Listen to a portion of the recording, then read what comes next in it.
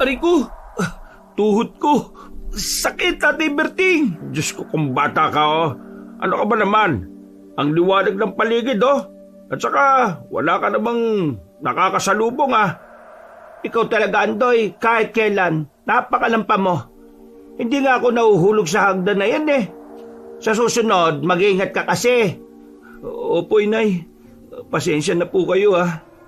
Pinagpalang araw po, Kabanong. Tawagin niyo na lang po kong Andoy. Hindi ko tunay na pangalan. Ang kwentong ibabahagi ko ay nangyari sa akin noong binata pa ako at nang nabubuhay pa sina Tatay Berting at Nanay Pinang. Dahil madalas akong natutumba o nahuhulog, halos lampa na ang itawag sa akin ng mga tao. Maging ako'y hindi ko alam kung bakit napakahina ng tuhod ko. Pero merong pangyayari na masasabi kong nagbago sa takbo ng buhay ko. Pati na ang pagtrato sa akin ng mga tao. Kabanong, mga kabangers at mga kayanggaw, ito ang aking kwento.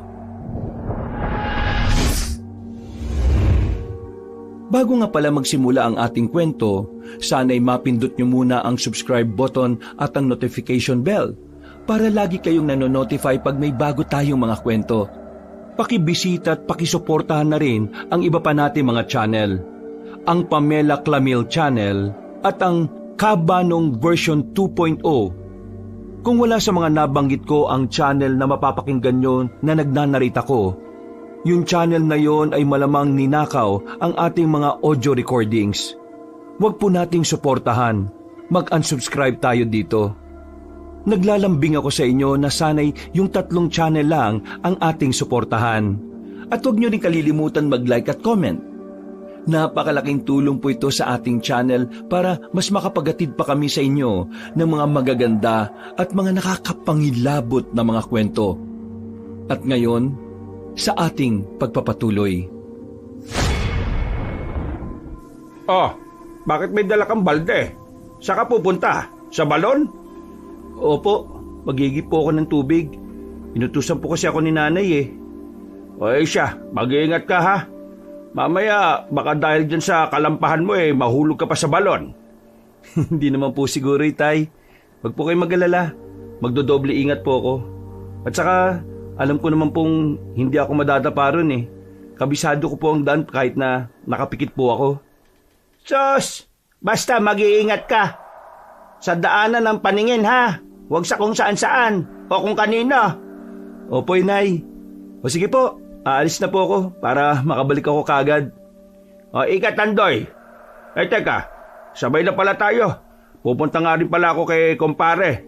Manghihiram ako ng araro sa kanya kung bakante yon. O, sige po, Tay. Tayo na po. Pagdating ko sa tapat ng balon, nagpaalam na si Tatay sa akin. Agad akong sumalok ng tubig sa balon at pinuno ang 2 balde na dala ko. Pagkatapos noon, pareho kong binitbit ang balde saka nagsimulang maglakad pa uwi. Nasa kalagitnaan ako ng paglalakad ko nang bigla akong mahatisod. Kasabay ng pagkabuwal ko, nabitiwan ko ang mga balde. Tatayo na sana ako nang sa hindi ko inaasahan ay may isang batang tumakbo palapit sa akin habang tumatawa. Lampa!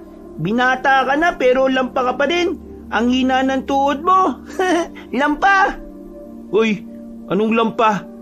Tumigil ka nga dyan, bata. Baka tirisin pa kita yan eh. Akala mo ba matatakot ako sa'yo? Kunwari ka pang matapang, lampa ka naman eh. Sige nga, tumayo ka nga kung makakaya mo. Hinahamon mo talaga ako ha. Teka lang, akala mo ba hindi ko tututuhanin yung sinabi kong titirisin kita ha? Hoy, anong gagawin mo sa anak ko ha? Ano ka? Utak bata? Ang laki ng katawan mo, papatol ka pa sa ganyang kaliit? At sa anak ko pa ha? Siya naman po kasi itong nanunukso eh. Natisod na nga ako, nabasag ang baldi ko, pagtatawanan pa niya ako. Kung siya kaya ang nasa sitwasyon ko, ano ka ba naman? Bata lang yung kalaban mo oh. Hindi mo ba naiintindihan na baka dahil yan sa kalikutan ng isip niya? Kaya kung ano-anong sinasabi. Isa pa, hindi naman kasalanan ni Oliver kung nadapa ka. Tama po kayo, tatay. Hindi ko naman kasalanan kung madali siyang madapa eh. Malayo pa nga ako nang matisod siya. Nako, Iba talaga basta lampa eh. Tumigil ka na nga. Baka kung ano pang, ikaw ang tumigil. Huwag kang lalampa-lampa at isisisi sa iba. Hala, bahala ka na nga sa buhay mo. Hindi na sana mag-cruise ang landas natin. Aalis na sana ang dalawa nang biglang sumigaw si nanay. Ibinaling ko ang paningin ko sa kanya at nakita kong patakbo siyang lumapit sa amin. May hawak din siyang itak, kaya mabilis akong humakbang para salubungin siya at pigilan sa kung ano man ang gusto niyang gawin. Nang makarating na siya sa tapat ko, itinuon niya ang pansin niya sa lalaki at sa batang kasama nito. Ano? Tinutokso niyo ang anak ko? Ikaw na bata ka, hindi ka ba tinuruan ng magulang mo ng magandang asal, ha? Hoy, babae, huwag mong pagsalita ng ganyan ng anak ko, ha? At huwag kang magtabang-tabangan sa akin dahil lang may hawak kang itak. Hindi ako nagtatabang-tabangan. Ang ayaw ko lang, tinutokso ang anak ko. Kahit nga kami, hindi namin siya pinipintasan eh. Ano naman kung lampas siya? Bakit?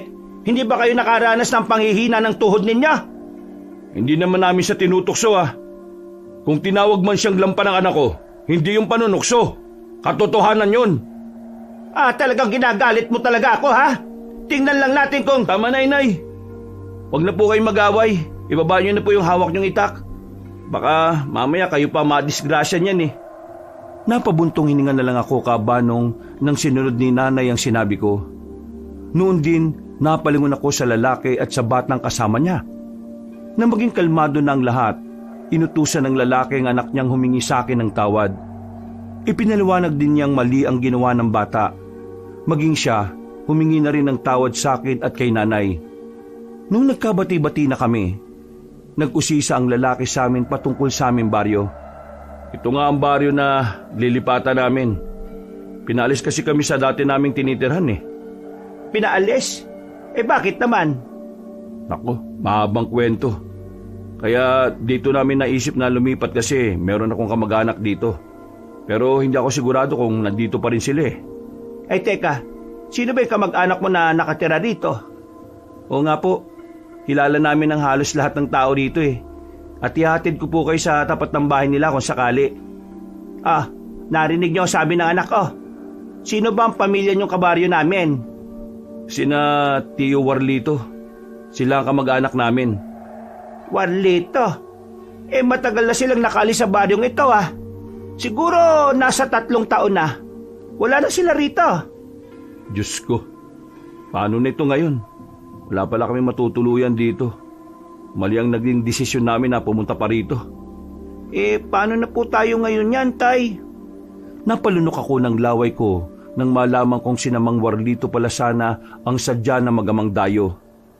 Napatingin na lang ako kay nanay at inalam ang magiging reaksyon niya. Lalo pat naging haka-haka na isang aswang yon. Dahil kahit papaano, nakaramdam ako ng awa sa kanila. Nagsuwestyon ako kay nanay na sa lumang kubo na lang muna namin sila patuluyin. Nasa dulong bahagi na yun ng baryo at wala ring ibang kabahayan na malapit doon. Ano, ayos lang ba kayo dito? Ay, oo naman. Kahit saan pa man yan. Basta may masisilungan lang kami ng anak ko. Kahit nga sa kuwebe, pupwede na rin kami. Pero bago kayo tumuloy ron, gusto kong magapunan na muna kayo sa bahay. Baka kung gutumin ng anak mo. Nako, nakakahiya naman ho sa inyo. May mga kamoting kahoy pa ba kayo sa paligid ng kubo? Kahit yun na lang ang iihawi namin. Pwede na ho yun. Nakakahiya naman sa inyo. Saluhan nyo na lang kaming 3. Ako, itong si Andoy at ang asawa ko si Berting. Ay siya nga pala, ako si Pinang. Ako naman ho si Patricio. At itong anak kong si Oliver. Ano, sasama na ba kayo sa amin? Wag na ho. Ayos na kami sa kamoting kahoy. Kung meron kayong saging dun, kung po pwede, manghihingi na rin kami. Hindi na nagawang pilitin ni nanay si Mang Patricio. Pumayag na lang siya sa gusto ng magamang dayo. Itinuro na rin namin kung saan bandang naroroon ang saging na pwedeng anihin para meron silang pandagdag na pagkain. Dinala ni nanay pauwi ang mga basag na balde. Inutusan naman niya akong samahan na magama. Kaya sinunod ko yon. Pagdating naming 3 sa tapat ng lumang kubo, ito po yung kubo namin. Pasensya na po kayo ha. Pero malinis po yan sa loob. Diyan kasi kami nagpapahinga kapag pumupunta kami rito. Salamat Andoy. Pasensya ka na kanina ha. Ito kasi si Oliver napaka-alaskador Pasensya na po kayo, Kuya Andoy. Nadala lang po kasi ako kanina. Kitang-kita ko kasi kung paano kayo nabuwal Basta anak, huwag mo nang uulitin yon ha. Hindi lang kay Kuya Andoy mo, pati na rin sa ibang tao. Masama yun, Oliver. Alam mo na pati ako mali rin. Dahil sa halip na sitahin kita kinonsinti pa kita. Ang importante po, Mang Patricio, may natutunan po si Oliver. Tsaka kalimutan na po natin yung nangyari. Teka, ang saging na saba po pala. Nandyan lang sa unahan. Kayo na lang po ang bahalang kumuha huwag ka mag-alala Andoy. Kami nang bahala rito.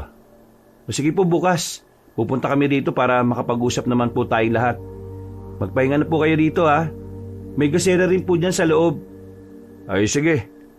May dala naman akong posporo rito Salamat Nagpaalam na ako kina Mang Patricio Cabanong. Nang nagsimula na akong maglakad pauwi, binuksan na rin nila ang kubo saka pumasok doon.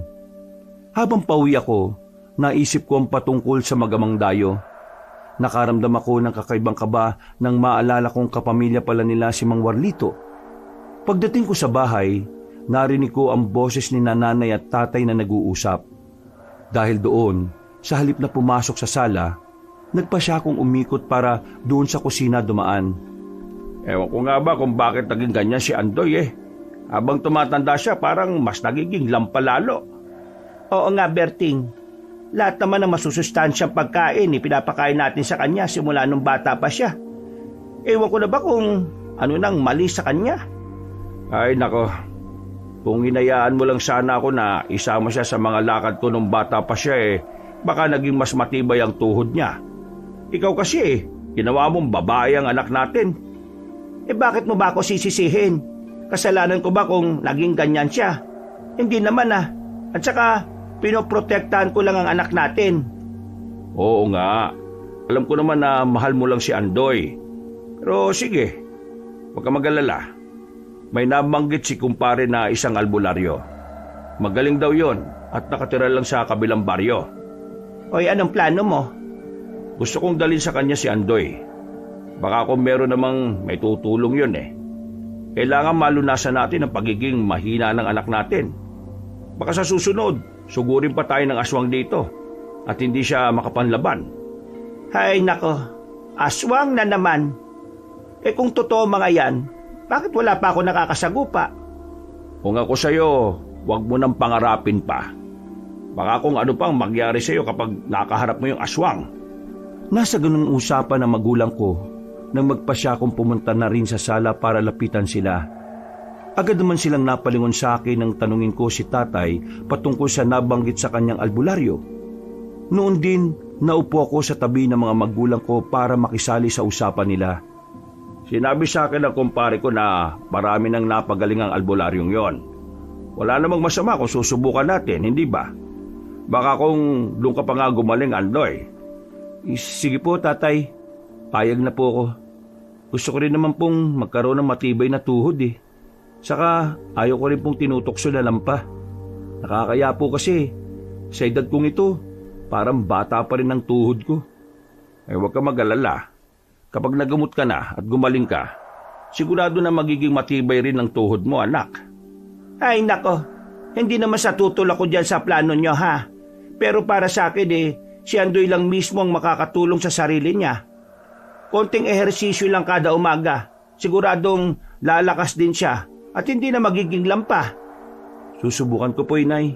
Pero magpapatingin po ako sa albularyo Baka po kasi kung kinukulam na ako kaya nagiging ganito ako Ay nako, ikaw talaga Andoy Kung ano-ano na iniisip mo Sige na, sa mga susunod na araw pupunta tayo sa albularyo. Aalamin natin kung anong kalagayan mo at kung ano ba ang posibleng lunas. Maraming salamat po, Itay. Walang anuman. O sige, magpahinga ka na. Tatawagin ka na lang namin kung luto na ang hapunan natin. Naikwento na kasi ng nanay mo ang buong nangyari Sige na anak, magpahinga ka na lang muna ron. Napatango ko kay nanay minabuti kong pumasok sa kwarto at mahiga na muna. Habang nasa ganong sitwasyon, napangiti ako dahil nagkaroon ako ng pag-asa. Maging ako man, hindi ko ginustong maging lampa, lalo pat binata na ako. Dahil sa kakaisip ko, tuluyan na ako nakatulog. Nagising na lamang ko nang tawagin ako ni nanay para maghapunan. Habang kumakain, napagkwentuhan namin ang mag-amang dayo. Pati na ang kabaryo naming pupuntahan sana nila. Baka kung mababait naman sila Saka baka hindi rin nila alam ang patungkol kay Mang Warlito. Baka nga, Berting. Isa pa, hindi naman napatunayang aswang ang matandang yun, hindi ba? Puro lang kwento at saka haka-haka. Tama ka, Pinang. Kung tutusin nga, mas mabait pang matandang yun kaysa sa ibang nakatira rito sa baryo Sayang nga lang at hindi na siya nakabalik dito. Sa palagay niyo po, ano kayang pakay na magamang yun dito? Kung hinahanap po nila si Mang Warlito, ibig sabihin, may gusto silang gawin sa baryo natin. Yan ang gusto ko malaman. Bukas pupuntahan natin sa kubo para makipag-usap sa kanila. Aalamin natin kung ano talaga ang gusto nilang gawin dito. At kung bakit po itinaboy sila sa dati nilang baryo. Malalaman din natin yan. Sa ngayon tapusin na muna natin ang pagkain at nang makapagpahinga na tayo. Ay sige na, ito na muna natin ang pansin natin sa pagkain. Hindi dapat pinaghihintay ang grasya ng Diyos. Tinapos naming tatlo ang paghahapunan. Pagkatapos noon, nagpahinga kami ng kaunti saka nagpasyang matulog. Dahil sa pagod, napahimbing ang tulog ko. Kinabukasan, pagkagising ko, naabutan ko si nanay at tatay na naghahanda na ng pagkain. Tinanong ko sila kung saan sila pupunta. Nang sinabi nilang tutungo sila kina Mang Patricio, nagpasya akong sumama sa kanila. Pagtingin namin sa aming kubo, naabutan namin ang mag-ama na nakatambay sa labas. Kayo pala mga pinatuloy ni Pinang dito sa kubo namin. Magandang umaga sa inyo. Magandang umaga rin ho. Oo pasensya na kayo sa abala ha. Wala kasi kaming ibang matutuluyan. Huwag kayong mag-alala. Paglipas ng ilang araw aalis din kami ng anak ko. Wag na. Tumito na lang muna kayo. Wala namang tumatao rito sa kubo Saka naikwento na rin ni Pinang ang patungkol sa inyo. Patricio, bakit ba kayo pinaalis sa baryo ninyo? Ano ba ang naging kasalanan ninyo? Si Pinang ang ibig niyang sabihin bakit kayo umalis sa dati niyong baryo? Kung tutusin, mukha naman kayong mabait Saka kawawang anak mo dahil sa ginawa nila. Mahabang istoryo Pero sige, ganito kasi yun. Merong sumalakay sa baryo namin at saka sa Mampalad, kasama ang asawa ko sa mga napatay nila. Teka po, sinong sila po ang tinutukoy niyo, Mang Patricio?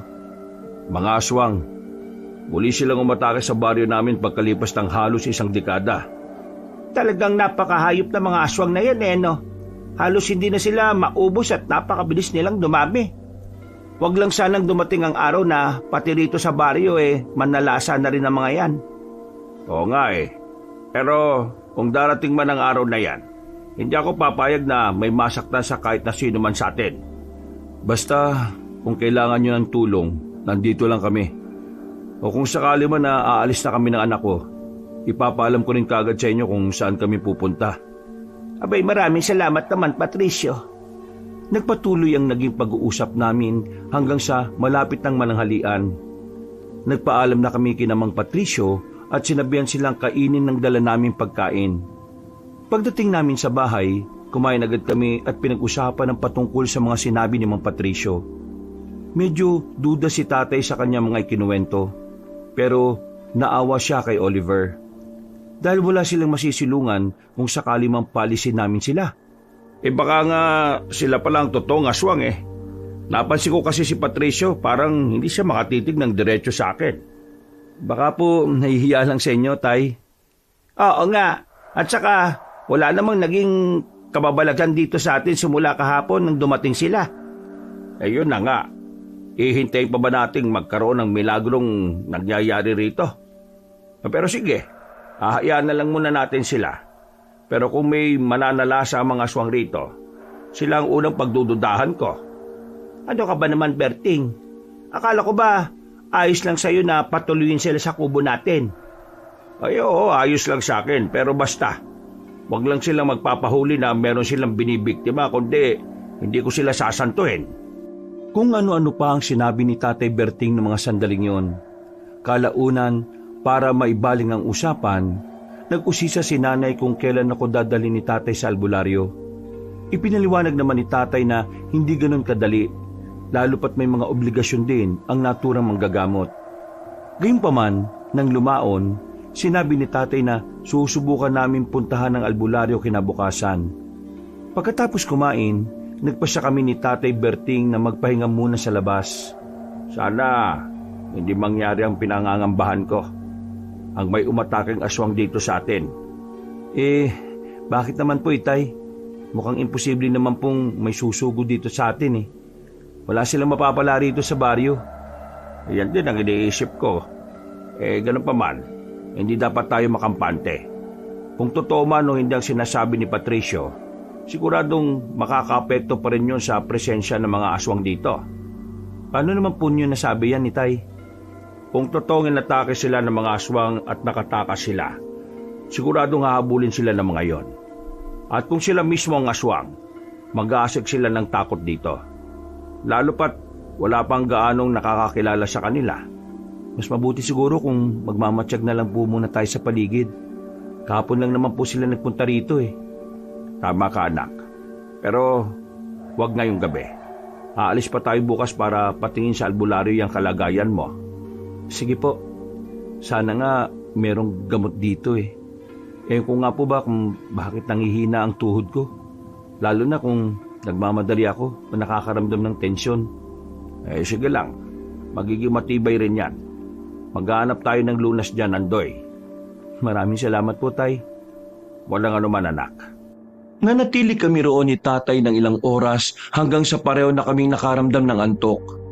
Saktong pagkapasok namin sa bahay, nakalatag na ang mga banig nila ni nanay. Pumasok na rin ako sa kwarto ko sa kami nabuting magpahinga na muna. Makaraan ng ilang minuto, tuluyan na rin akong nakaidlip. Kinabukasan, maaga kaming umalis ni tatay para pumunta sa kabilang baryo.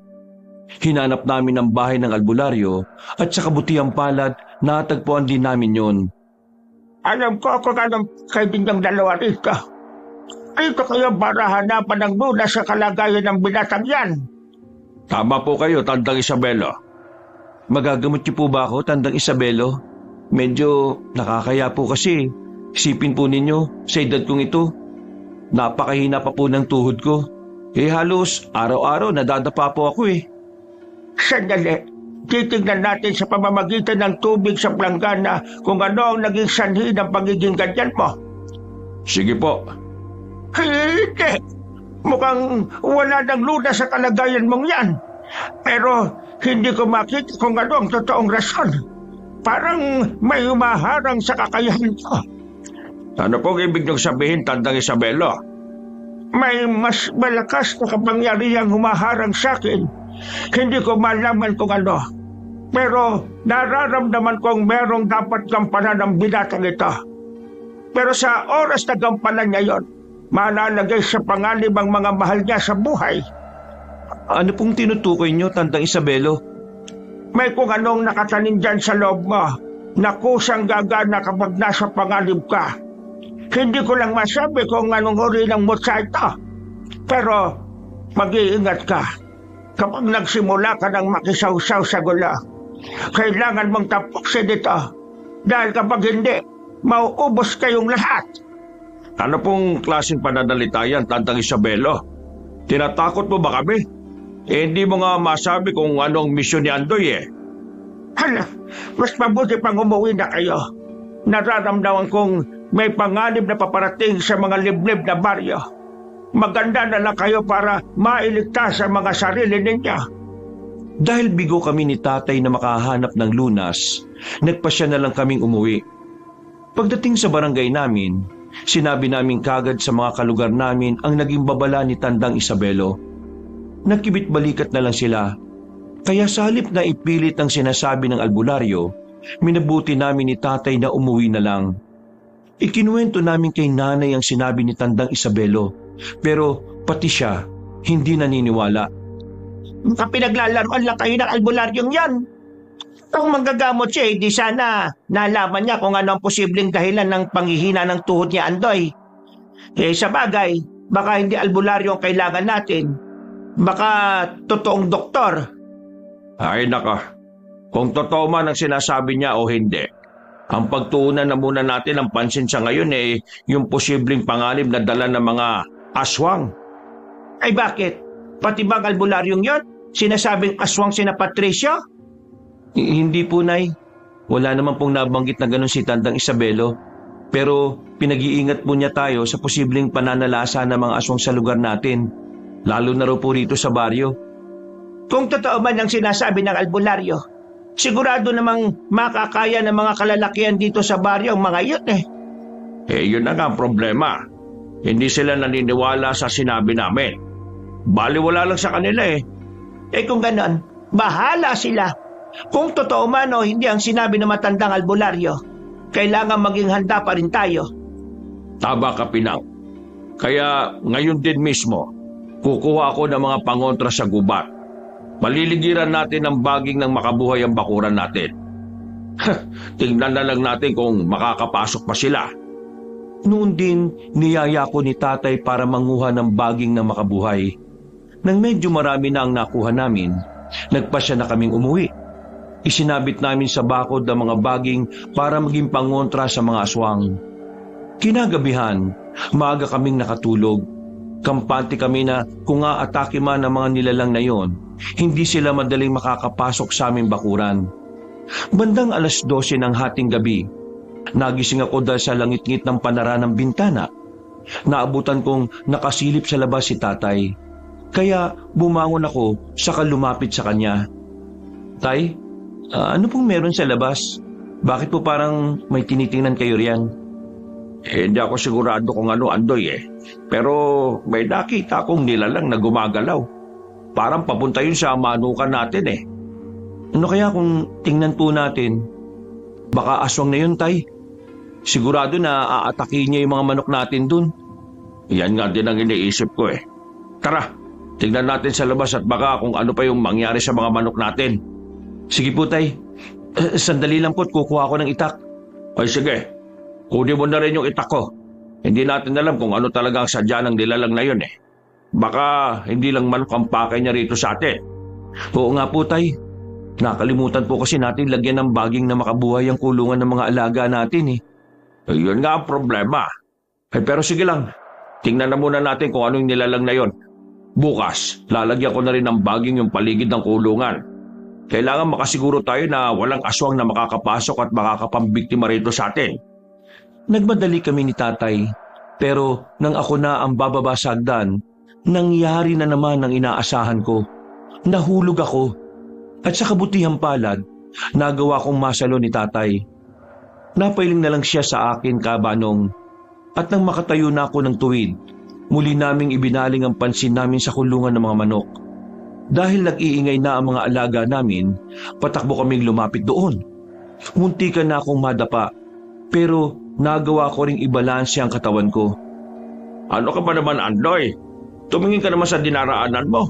Mabuti na lang walang matulis na bagay na nakausli sa lupa. Pasensya na po, Tay. Bigla-bigla na lang po kasing nanlalambot yung tuhod ko eh. O yan ay, ayos ka na ba? Hindi na ba nanginginig yung tuhod mo? Baka mamaya matakasan pa tayo ng nandiyan sa kulungan eh. Hindi na po nanginginig, Tay. Tayo na po. Mukhang may naririnig nga akong angil eh. Baka sinisimulan na ng nilalang nakainin yung mga manok natin. Ay sige na, ihanda mo na yung itak mo. At baka kapag nakita niya tayo ibabaling niya sa atin ang atensyon niya. Sige po, Tay. Teka, naaninig ko na po yung nilalang na nasa loob ng kulungan ng manok natin. Anyong tao po siya, pero sobrang itim po ng balat. Aswang yan, anak. Talagang nakarating na ang mga hinayupak na yan dito. Lapitan natin ang kulungan ng manok. Huwag ka lang gagawa ng ingay at napakatalas pa naman ang pandaman nila. Opo, Tay. Masusunod po. Naging maingat kami ni Tatay sa paglalakad hanggang sa makalapit kami sa kulungan ng manok. Nalaman namin na sinira niya ang pintong yun, kaya nakapasok siya. May ilang manok nang nakakawala, Pero nakita naming 3 sa mga manok namin ang pinatay ng nilalang. Akmang papasok na sana si tatay sa kulungan nang biglang napalingon sa amin ang nilalang. Inakala kong susugurin niya si tatay, pero sinira ng aswang ang kulungan at nagmamadaling tumakas. Anak, ang aswang! Nakatakas! Kailangan mahabol natin siya at mapatay! Babalik pa siya sa susunod at baka kung may iba pa siyang kasama. Sige po, tay. Doon po siya pupunta sa gubat. Habulin ko po siya. Sige, sasama na rin ako sa iyo. Kailangan madakip natin yon. Pero mag-iingat ka ha. Baka matapa ka na naman ng wala sa oras. Huwag po kayong mag-alala, tay. Hindi na rin naman po nanginginig ang tuhod ko eh. Hindi ako natatakot sa nilalang na yon. Kung kailangan labanan ko siya, gagawin ko. Basta kapag nahuli mo siya, sumigaw ka kagad para malapitan ko kayo. Ako papatay sa aswang na yon. Sige po, tay. Masusunod po. Mas nauna akong tumakbo kay tatay. Nang maaninag ko ang nilalang na malapit na makapasok sa kasukalan, mas binilisan ko pa ang pagtakbo ko. Nalaman kong mas mabilis akong makalapit sa kanya kung dadaan ako sa kanang bahagi, kaya lumihis ako ng landas na tinatahak. Mas lumakas pa ang kabog ng dibdib ko nang mapalingon sa akin ang nilalang at mapangisi. Nang malapit na ako sa aswang, napasigaw ako kay tatay. Itinaas ko na ang kamay kong may hawak na itak. Nang susugurin ko na sana ang nilalang, bigla ako natisod sa nakausling ugat ng puno. Sakto namang nakalapit na sa akin si tatay. Nasaan ang aswang? Sinabi ko naman kasi sa iyo mag-iingat ka eh. Sige na, tumayo ka na. Pasensya na po kayo, itay. Hindi ko po kasi nakitang may nakausling ugat ng puno eh. Isa pa po, bigla na naman pong nanghina ang tuhod ko. Ay teka, mukhang pumasok na po siya sa gubat. Ayos lang. O ano, mahina pa ba yung tuhod mo? Kung gusto mo, hintayin mo na lang ako rito. Ako nang hahabol sa aswang na yon. Hindi po, tay. Sasama po ako sa inyo. Hindi ko po kayo iiwan. Mamaya baka may mga kasama pa yung nilalang na yun eh. Baka malagay pa kayo sa alanganin. O siya, sige. Hindi na nga lang ako lalayo sa iyo. Baka mamaya mas malala pa mangyayari sa iyo. Tara na. Sige po, tay. Tayo na po. Teka, may naririnig akong ingay sa bandang gitna ng gubat ah. Malamang yan na yung aswang na hinahabol natin. Doon tayo na diretso. Gagawa tayo ng paraan para masukol yon. Sige po. Kung dayo rito ang aswang na yan, sigurado naman pong mahihirapan siyang makalabas dito. Tama ka, Andoy. Yan ang lamang natin sa kanya. At dahil dyan, madali natin siyang mahuhuli. Dumiretso kami ni tatay sa paglalakad hanggang sa makarating na kami sa bandang gitna ng gubat. Nang nandun na kami, iginala namin ang paningin namin sa paligid. Sinipat namin ang mga posible niyang daanan hanggang sa may mapansin akong likido sa mga tuyong dahon. Nilapitan ko yon, saka inamoy. At halos maduwal ako dahil doon. Ano ba yan, anak? Bakit parang nandidiri ka dyan, ha? Hindi ko po alam. Malapot po kasi ito eh. Tapos napakalansa na ewan. Teka, mukhang meron pa po sa bandang unahan oh. Aba, mukhang laway yan ng aswang ah. Tingnan mo, may mga patak pa ng dugo.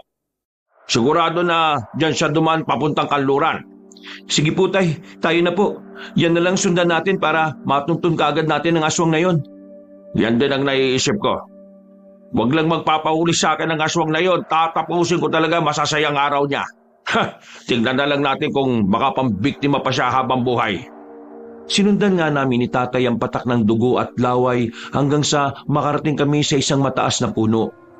Sinipat ko ng maigi ang itaas ng puno, ngunit dahil limitado na ang liwanag ng buwan na tumatama roon, wala akong nakita. Napamura na lang si tatay na makarinig kami ng ingay na lumundag pababa sa lupa. Kasunod nun, may naaninag kaming nilalang na mabilis na gumalaw papalayo sa amin. Ang walang yang aswang na yon, matiyatsepuan ko rin yan. Hindi ako papayag na uubusin niya mga alaga natin. Kung alam po niya na marami siyang hayop na mabibiktima rito, sigurado po na babalik siya dito, tay. Sigurado yan, anak. May mga nambibiktima na nga rin sa ibang baryo eh. Baka siya rin yung aswang na yon. Bakit po kaya hindi nila mahuli yung nilalang na yun, tay? Kung marami ang tao na tumutugi sa kanya, mas madali sana siyang madadakip eh. Yan din ang iniisip ko. Baka naman natatakot ang mga tao sa kanya. Sa bagay, nagawa nga niya makatakas mula sa ating dalawa eh. Kung hindi lang sana ako naging lampa, sana naabutan ko siya kanina. Walang yari naman kasi itong tuhod ko eh. Parang tuhod ng isang bata. Huwag mo nagsisihin ang sarili mo, anak. Wala ka namang kasalanan eh. Hayaan mo, makakahanap din tayo ng gamot dyan. Hindi ako susuko sa pagtatanong sa mga kakilala ko kung ano ang posibleng paraan para maging matibay ang tuhod mo. Maraming salamat po, Tay. Sana nga po malunasan na ito para hindi na po ako maging katawa-tawa sa baryo natin. Pati mga bata, parang hindi na ako ginagalang eh. Pagalitan mo kasi. Huwag mo silang hayaan na hamakin ka lang nila ng ganun-ganun na lang. Kung gusto mo, pwede mo naman silang batukan eh. Huwag na po, Tay. Baka kung ano pang isipin nila. Umiiwas na nga lang ako sa kanila eh. Dahil nakatakas na ang aswang, nagpasya na kami ni Tatay na umuwi na lang. At habang naglalakad, napagkwentuhan namin ang mga naging karanasan ko simula pa noong bata pa lang ako. Napailing na lang siya nang malamang ilang beses din akong inaway ng mga kabaryo namin dahil sa pagiging lampa ko. Pagdating namin sa bahay, nagkasundo kaming ayusin na muna ang sira ng kulungan. Itay, sa palagay nyo, sino kayo yung aswang na nananalasa rito sa atin? Para po kasing alam niya ang bawat sulok ng baryo natin eh. At saka alam din niya kung kailan at saan siya aatake. Yan ang hindi ko rin alam, anak. Pero malakas ang kutob ko na kung hindi man si Mang Morlito ang aswang, baka yung bagong salta sa lugar na ito. Paano po mangyayari yun, Tay? Kung aswang si Mang Patricio, iiwanan po ba niyang mag-isa yung anak niya para lang mambiktima? Posible. Pero baka nga kung magkasama pa sila eh. Simula kasi nung makita ko yung lalaking yon, pakiramdam ko merong kakaiba sa kanya. Hindi ko lang talaga matukoy kung ano yon. Ano po ba yung binabalak niyo, Tay? Gusto ko sanang matyagan sila. Wala namang masama kung gusto natin sila makilala ng lubusan, hindi ba? Mangyayari lang yon kung hindi nila alam na nagmamatsyag tayo sa kanila. Sige po, kung yan ang gusto nyo, yan ang gagawin po natin. Pero kailangan na maging sikreto lang natin to, ha? Hindi mo naman sasabihin sa nanay mo. Sigurado ako na magagalit yun sa atin. Sige po, Tay. Hindi po ako magkukwento sa kanya sa mga plano natin. Mabuti naman kung ganun, anak. Baka kung madulas ang dila niya at sabihin pa niya sa iba eh. Alam mo naman yung nanay mo. Opo, naiintindihan ko po kayo, Tay. Pangako po, hindi ko sasabihin sa kanya. Nang matapos na kami sa pagkukumpuni ng nasirang bahagi ng kulungan, nagpasya na kami ni Tatay na pumasok sa bahay. Sa hindi ko inaasahan, muling nanghina ang tuhod ko at nabuwal ako sa sahig. Dahil sa nagawa kong ingay, napakunotno pa siya nang makita niya kami ni Tatay na kapapasok pa lang sa bahay. Hindi na sana namin sasabihin sa kanya kung saan kami nanggaling, pero naging mapilit siya sa pag-uusisa sa amin. Hindi kaya nakabalik na si Mang Warlito rito? Siya lang naman dati ang bantog na aswang sa lugar natin eh. Baka gumaganti siya sa atin. Ay, Diyos ko. Natatakot ako sa mga posible pang mangyari, Berting. Wala kang dapat na katakutan. Kung totoo mang nakabalik na siya, siyang dapat na matakot sa atin. Hindi mo naman maalis sa akin ang takot. Alam mo naman na palagi ako nag-aalala sa kaligtasan ninyo. Wala kang dapat na ipag-alala. Makakaya namin labanan ng aswang na yon. Makakaya? Nakawala nga sa inyo yung aswang na pumasok sa kulungan ng manok natin eh. Hayaan mo na. Kapag naulit pa ang pangyayaring to, hindi na ako papayag na makakawala ulit yon. Ako din po, Itay. Masisiguraduhin ko na pong hindi ako matitisod o madadapa. Tungtuhod ko lang naman po ang problema eh. Tutukan mo kasi ang pag-eehersisyo para dyan sa tuhod mo. Kapag nasanay na yan, magiging matibay na rin yan. Alam mo, Pinang, pati nga yung albularyo halos wala rin alam patungkol dyan sa tuhod ng anak mo na yan eh. Tayo pa kaya? Ay siya, tama na munang kwentuhan. Malalim na ang gabi. At hindi na rin siguro babalik ngayon yung nilalang na yon. Kaya matulog na muna tayo. O siya, sige. Andoy, matulog ka na at maaga pa tayong gigising, ha? Simula bukas mag-eehersisyo ka na. Tututukan na rin natin ang pag-aaral mo ng pakikipaglaban sa mga nilalang na yon. Sige po, Itay. Natulog na nga ako pagkatapos kong sumagot kay Tatay. Kinabukasan, maaga kaming nagising. Pinag-ehersisyo niya ako at tinuruan kung paano makipaglaban. Naging ganun ang gawain namin ni tatay bago kami pumunta sa bukid. Kahit papaano, napansin kong naging matibay na rin ang tuhod ko at hindi na ako kadalasang nadadapa. May ilang bata pa rin nangungutya sa akin pero gaya ng dati, hindi ko na sila pinapatulan. Isang umaga, Ganyan nga anak. Mas naging mahusay ka na kaysa sa nung unang araw ng pagsasaday mo. Napansin ko rin na naging mas matibay na ang tuhod mo. Hindi ka na nadadapa palagi. oo nga po tay. Saka kahit papaano, mas nadagdagan po yung kumpiyansa ko sa sarili ko. Sigurado po na hindi na rin ako tutuksoy ng mga kabaryo natin. Nakakatiyak ako anak. Baka nga kung hahanga pa sila sa iyo eh. Ngayon, handa ka nang makipaglaban sa mga aswang. Ipagdasal na lang natin na sana hindi na maging mahina yung tuhod mo kapag nasa panganib na tayo. Hanggang ngayon nga po, yan pa din ang naiisip ko eh. Paano na lang kung humina na naman ang tuhod ko kapag nasa gitna na tayo ng laban? Hindi natin alam kung manghihina pa yan o hindi. Malalaman na lang natin yan kapag muli nating makaharap ang aswang na yon. Tinapos ko ang pag-iinsayo ko sa kasumama na kay tatay papunta sa bukid para tulungan siya. Nang matapos na kami sa gawain namin doon, nagpasya na kaming umuwi. Subalit sa halip na dumiretso sa bahay, sinabi ni tatay na pumunta kami sa lumang kubo namin kung saan nananatili ang dayong magama. Nung naroon na kami, minabuti namin na magtago na lang upang matyagan sila. Sakto namang nagkukwentuhan silang magama, kaya nakinig kami ni tatay. May mga naririnig akong ingay kagabi sa paligid eh. Kung hindi ako nagkakamali, aswang yon. Ano pong gagawin natin, tay? Mukhang hindi na tayo ligtas sa lugar na to. Hindi tayo dapat umalis. Meron akong misyon dito. Saka na lang tayo lilipat kapag natapos ko na ang misyon ko. Kailangan ko munang tapusin yon para maging panatag na ang loob ko. Kayo pong bahala. Kaso, paano kung tao ang pagbintangan nilang nananalasa rito?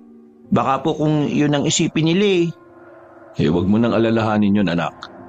Bahala sila kung ano man ang isipin nila. Basta, huwag ka lang nilang sasaktan. Ibang usapan na yon.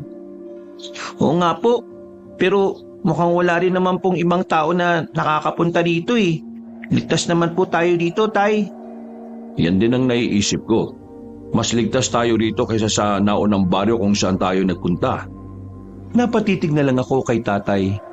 Na mga sandaling yon, dahil hindi na namin gaanong naririnig ang usapan ni Mang Patricio at Oliver, nagpasya kami ni tatay na mas lumapit pa ron. Pero sa hindi inaasahan, bigla na naman akong nadapa kabanong. Nakagawa ako ng ingay kaya kinabahan ako. Napalingon na lang ako nang makita kong papalapit na ang mag-ama sa amin. Lampad talaga Wala pa rin siyang pinagbago, tay. Para po talagang bata si Kuya Andoy. Hoy, Oliver, tumigil ka ha. Masama yung ginagawa mo. Hindi mo dapat pinagtatawanan ng ibang tao dahil sa kanilang sitwasyon. Paano na lang kung ikaw naman ang nasa sitwasyon nila? Ha? Pasensya na po, tay. Hindi ko na po ulitin. Abay, dapat lang.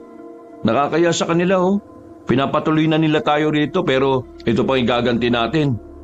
Sige, humingi ka ng tawad kay Andoy. Sige po, tay. Kuya Andoy, pasensya na po Hindi ko po kasi napigilan ng sarili ko Ayos lang, Oliver. Kasalanan ko rin naman kung bakit lalampa-lampa ako palagi Mang Berting, nandito pala kayo. Ano bang kailangan nyo? Papaalisin nyo na po ba kami rito? Hindi, Patricio. Nandito lang kami para bisitahin kayo. Hindi rin kasi kayo gumagala Pumunta rin kayo minsan sa bahay namin. Hayaan nyo. Kapag nakabuelo kami, gagala kami ron. Naninibago pa kasi kami rito sa baryo nyo Oy siya, aalis na rin kami. Siniguro lang din kasi namin na maayos sa kalagayan nyo rito. Huwag po kayo magalala. Maayos lang ang lagay namin dito. At kung sakali man na kailangan namin ng tulong, pupunta kami sa inyo. Mabuti pa nga. Basta kahit na anong oras pumunta lang kayo sa bahay ha. Bukas lagi ang tirahan namin para sa inyo. Nang mga panahong yon, kabanong, nagpaalam na kami ni tatay sa dayong magama. Bago kami tuluyang umalis, iginala pa namin ang paningin namin sa paligid. Nang wala kaming napansing kakaiba, tuluyan na kaming umalis doon at nagsimulang maglakad pauwi sa bahay namin. Wala ka bang napapansin kay Patricio? Bakit po, Tay? Napansin ko kasi parang balisa siya. Hindi ko po alam kung may tinatago pa siya o hindi lang siya kampante na naroon tayo. Yan nga din ang napansin ko, anak. Pakiramdam ko may kung ano silang tinatago na ayaw nilang malaman natin. Ano kaya yun? Ay, siya nga pala. Pasensya na po pala kayo, Tay, ah. Kung hindi po dahil sa akin hindi po sana tayo mahuhuli. Hayaan mo na. Tapos na yun Sa ngayon, umuwi na lang muna tayo at nang makapagpahinga. Babalik pa po ba tayo sa bukid natin? Sa ngayon, hindi na. Bukas na lang kung magiging maganda panahon.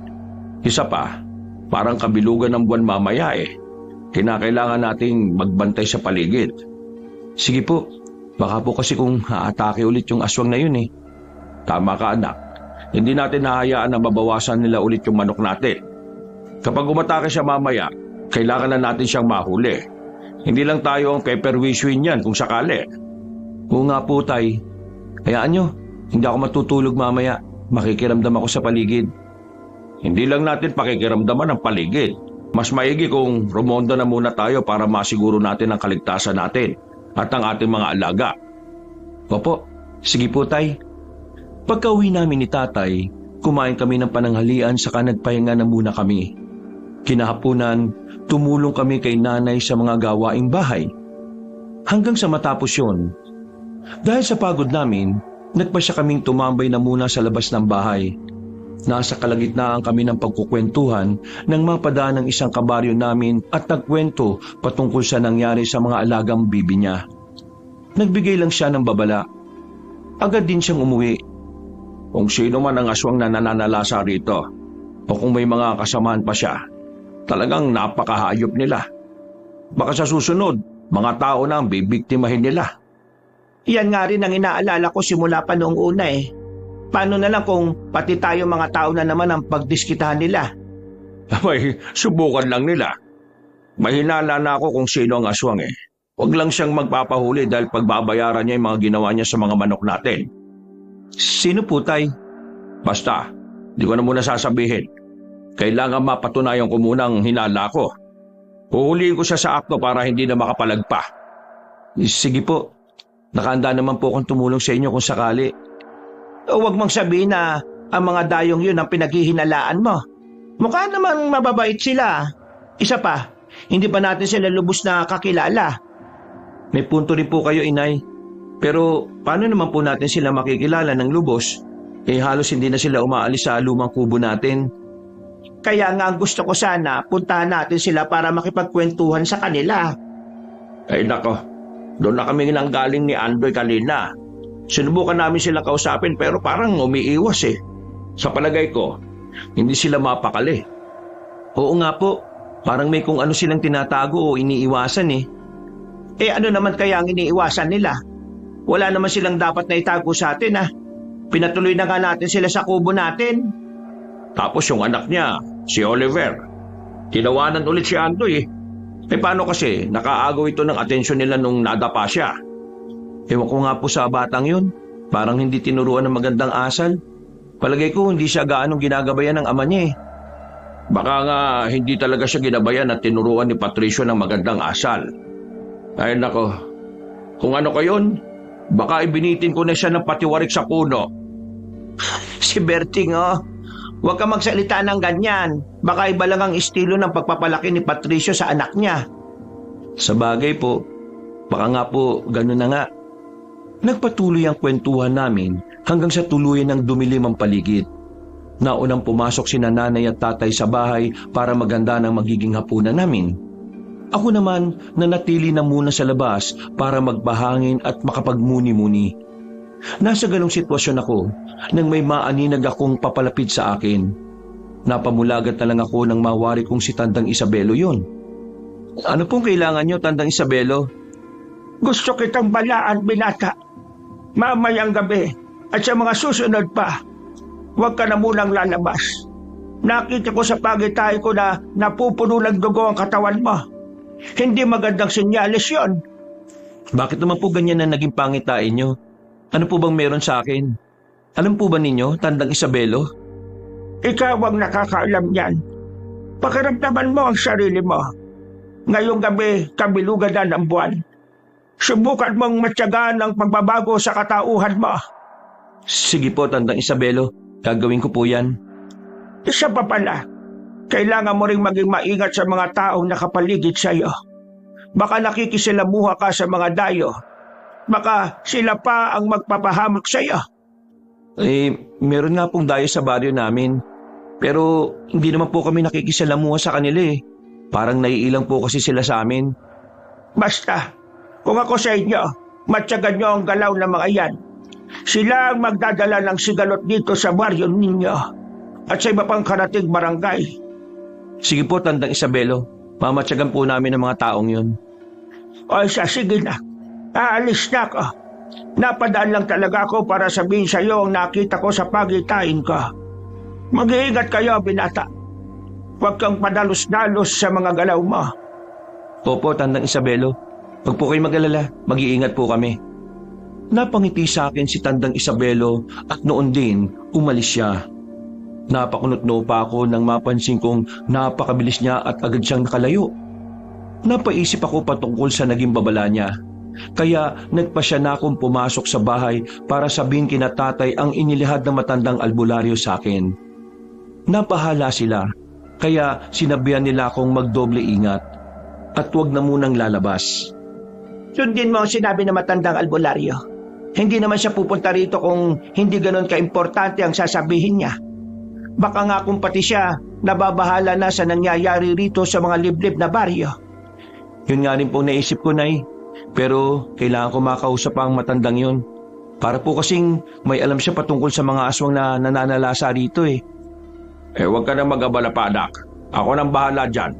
Bukas pupuntahan ko siya sa bahay niya para usisain siya. Sige, at kung po pwede, humingi ka na rin ng pangontra sa kanya. Mukhang kailangan natin yan para hindi tayo mapasok ng aswang dito. Sige, titingnan ko kung magbibigay siya sa akin. Nasundo kami magpahinga na muna. Nakaidlip na ako ng halos 1 oras nang gisingin ako ni tatay. Sinabihan niya akong magbabantay sa paligid at siya na lamang ang roronda. Nalaman ko rin na may mga narinig siyang ingay at kinutuban siyang baka may aswang sa paligid. Hindi ako sang-ayon sa kagustuhan niyang magpaiwan ako sa bahay kaya nagpumilit akong sumama kay Tatay Berting.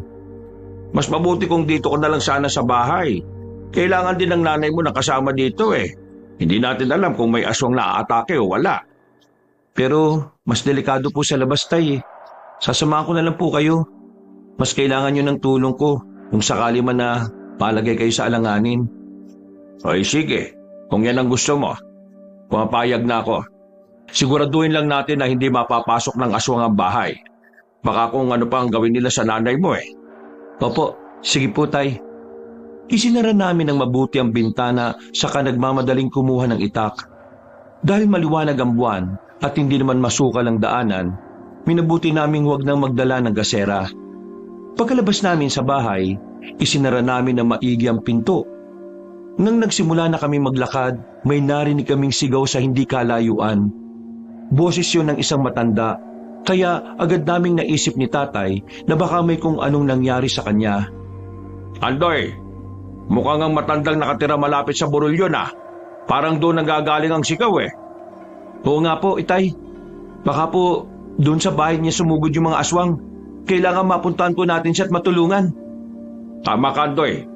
Kung nagsisimula na silang mambiktima rito, sigurado na magiging sunod-sunod na yon kung walang pipigil sa kanila. Kung ganun po, kailangan natin pigilan na masama nila binabalak dito sa baryo. Ang kaso, hindi natin alam kung sino talaga ang mga aswang eh, at kung sino ang pinuno nila. Yan din ang iniisip ko, Andoy. Pero alam kong hindi magtatagal, malalaman din natin ang totoo. Malakas ang kutob kong may kinalaman sina Patricio rito. Nagsimula lang naman ulit ang pangyayari ito nung dumating sila eh. Alam po ninyo, parang unti-unti na rin po ako nakukumbinsi sa ideyang yan. Ang kaso, hindi po natin sila naaaktuhan eh. Huwag ka mag-alala. Pagkatapos ng gabing ito, roronda tayo sa paligid nila. Aalamin natin kung ano ginagawa nila kapag sumasapit na ang dilim. Sige po, Itay. Nagpatuloy kami sa paglalakad hanggang sa matanaw na namin ang kubo na matandang nakatira sa paanan ng bundok. Hanggang sa matanaw na namin ang kubo na matandang nakatira sa paanan ng burol. Sinipat namin ang direksyon yon hanggang sa may napansin kaming gumagalaw. Kinutuban kaming tama ang hinala namin. Kaya patakbo na kaming lumapit ni Tatay roon. Sa kabutihang palad, hindi ako nadapa. Kaya naging kampante ako ng mga oras na yon. Anak, lumito ka lang. Ako nang bahalang lumapit dyan. Aalamin ko lang kung anong totoong nangyari. Sigurado po ba kayo, Tay? Baka po marami ang mga aswang na nandyan eh. Hindi po kaya kayo malagay sa alanganing sitwasyon? Hindi naman siguro, Andoy. Mag-iingat naman ako at hanggat maaari, hindi ako magpapakita sa kanila. Kung ganon, kayo po ang bahala. Lalapit na lang din po ako sa bahay na yan para kapag kailangan nyo ng tulong, madali po ako makakaresponde. Mas mabuti pa nga. Plano ko kasing umikot para malaman ko kung anong sitwasyon na matanda eh. Siya munang uunahin ko bago ko pagtuunan ng pansin ng mga aswang. Kayo pong bahala. Kung anong makabubuti, Tay, yan ang gagawin natin. O sige, tara na. Hindi dapat tayo nag-aaksaya ng oras dito. Naunang naglakad si Tatay kaysa sa akin. Nang medyo nakalayo na siya, hinugot ko ang itak ko saka inihanda ang sarili ko sa posibleng mangyari. Walang ano-ano, may nakita kong aswang na palinga-linga sa paligid. Dulot ng pangamba kong mahuhuli niya ako, mabilis akong nagtago sa likuran ng isang malaking puno. Ilang sandali pa, nakaamoy ako ng malansa.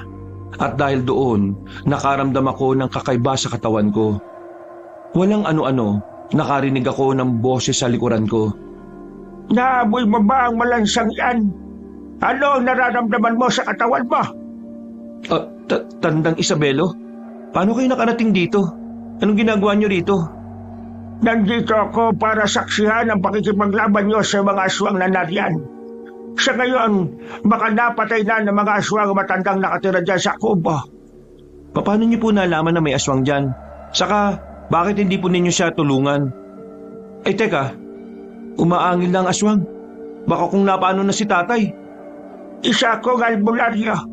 Malakas ang kutob ko. Sige, bilisan mo ang pagpunta riyan at nangangalib na ang tatay mo. Gamitin mo ang lakas mo para labanan ng mga aswang na yan. Sige po, pero wag po kayong aalis dito ha. Marami pa po kayong tatanong sa inyo. Alam ko pong kayo ang makakasagot sa kakaibang nararamdaman ko. Nagsimula lang ito nang makalanghap ako ng malansang dugo eh. Oo nga, hihintay ko kayong mag-ama rito. Manunod ako sa laban ninyo. Hindi na ako sumagot pa sa matandang albularyo. Nang marinig ko ang pagsigaw ni Tatay, patakbo kong lumapit sa kinaroroonan niya. Namangha pa ako ng mga panahong yon dahil hindi man lang nanlambot ang tuhod ko. Napansin ko rin na nag-ibayo ang bilis ko, kaya agad akong nakalapit kay Tatay. Dahil nakikipaglaban na siya sa 3 aswang na naroon, minabuti ko na lang na tulungan siya. Habang nakikipaglaban sa mga nilalang, hindi na rin namin naiwasang magkwentuhan. Andoy, kailangan mapatay natin ang 3 ito. Nabiktima na nila yung matandang nakatira dito sa kubo. At hindi malabong maulit pa ang mga ganitong pangyayari. Oo nga po, Tay. Alam ko, kanina, habang nagtatago ko, sobrang lakas ng amoy na nalalanghap ko. Napakalansa po. Ha?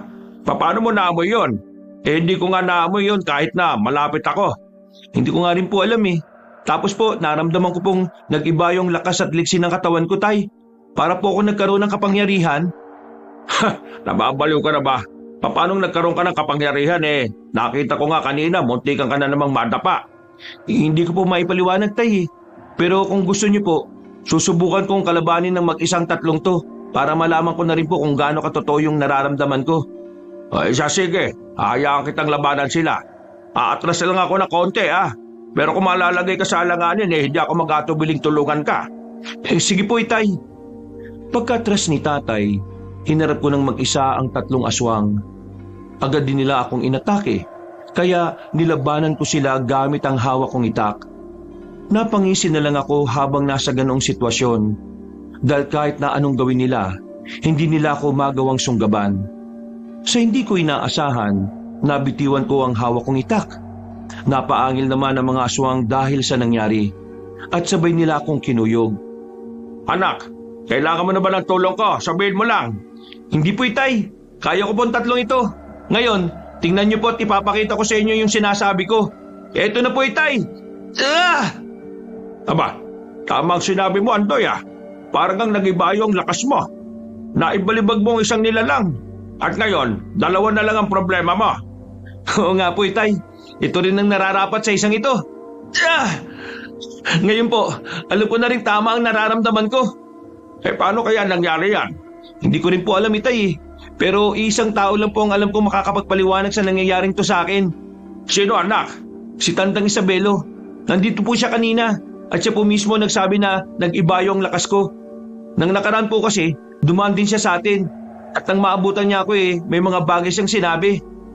Narinig ko pang napatanong si tatay kung ano ang sinabi ni Tandang Isabelo pero hindi ko na siya nasagot pa. Bigla kasi akong inatake ng isang aswang kaya itinoon ko muna roon ang pansin ko sa kanya. Napailing na lang ako nang makita kong bumangon din ang dalawang nilalang at sumugod sa akin. Sa halip na matakot, mas ginanahan pa ako. Bago pa man tuluyang makalapit sa akin ang dalawa, nagawa kong buhatin ng isang aswang saka ibinalibag ko yon sa kanila. Sige, ganyan nga anak. Ang mga tulad nila dapat na pinaparusahan. Lambutin mo nang itakbot nang matapos na natin to. Makatatakas pa ang mga yan at magtawag pa ng iba nilang kasamahan.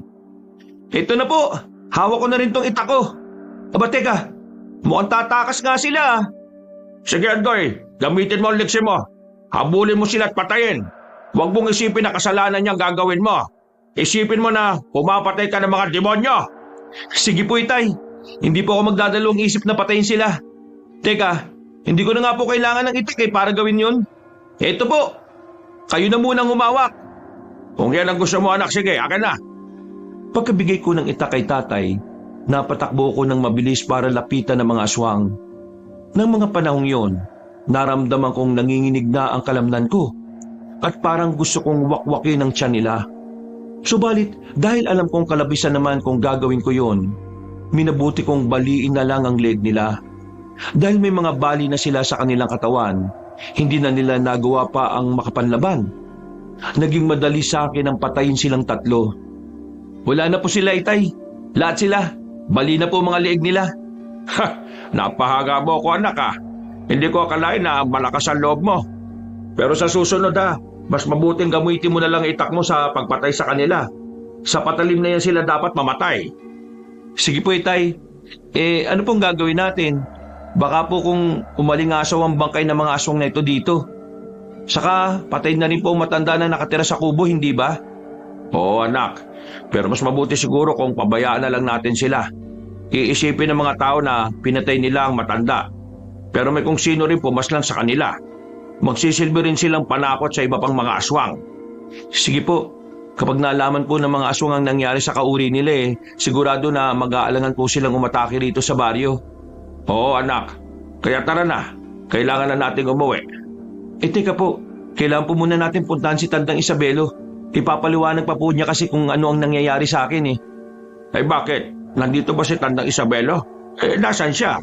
Hindi man lang niya tayo tinulungan? Nandun po sa likod ng puno kung saan ako nagtago.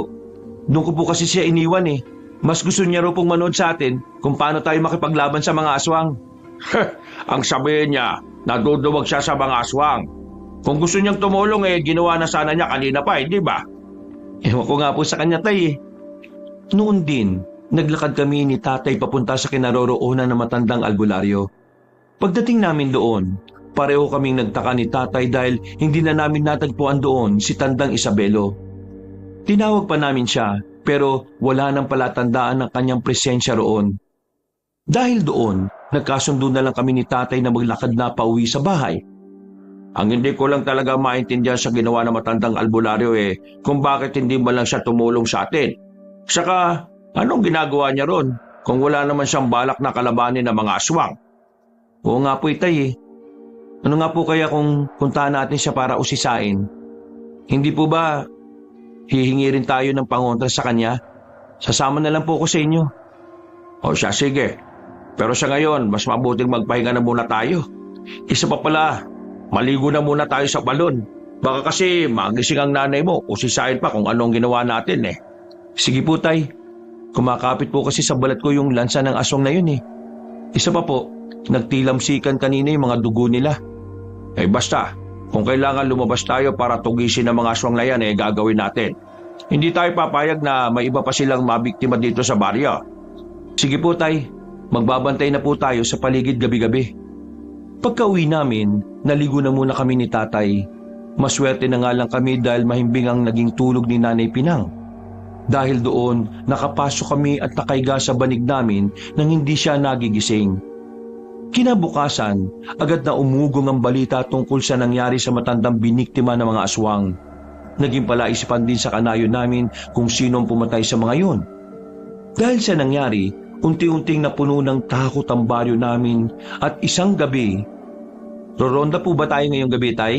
Mukhang wala na rin pong aswang eh. Kailangan, anak. Baka kung masalasyan tayo ng mga aswang na yon. Kahit pa na natatakot na ang mga taga rito na lumabas, kailangan pa rin natin makasiguro. Eh di, kung ano po ang gusto nyo, Tay, yan po masusunod. O sige na. Huling pagroronda na muna natin dito sa baryo. Bukas ng gabi, pakikiramdaman natin ang paligid. Kapag tahimik naman pwede tayong magpahinga muna. Sige po, kung merong mga aatake ulit dito, ako na pong bahala sa kanila.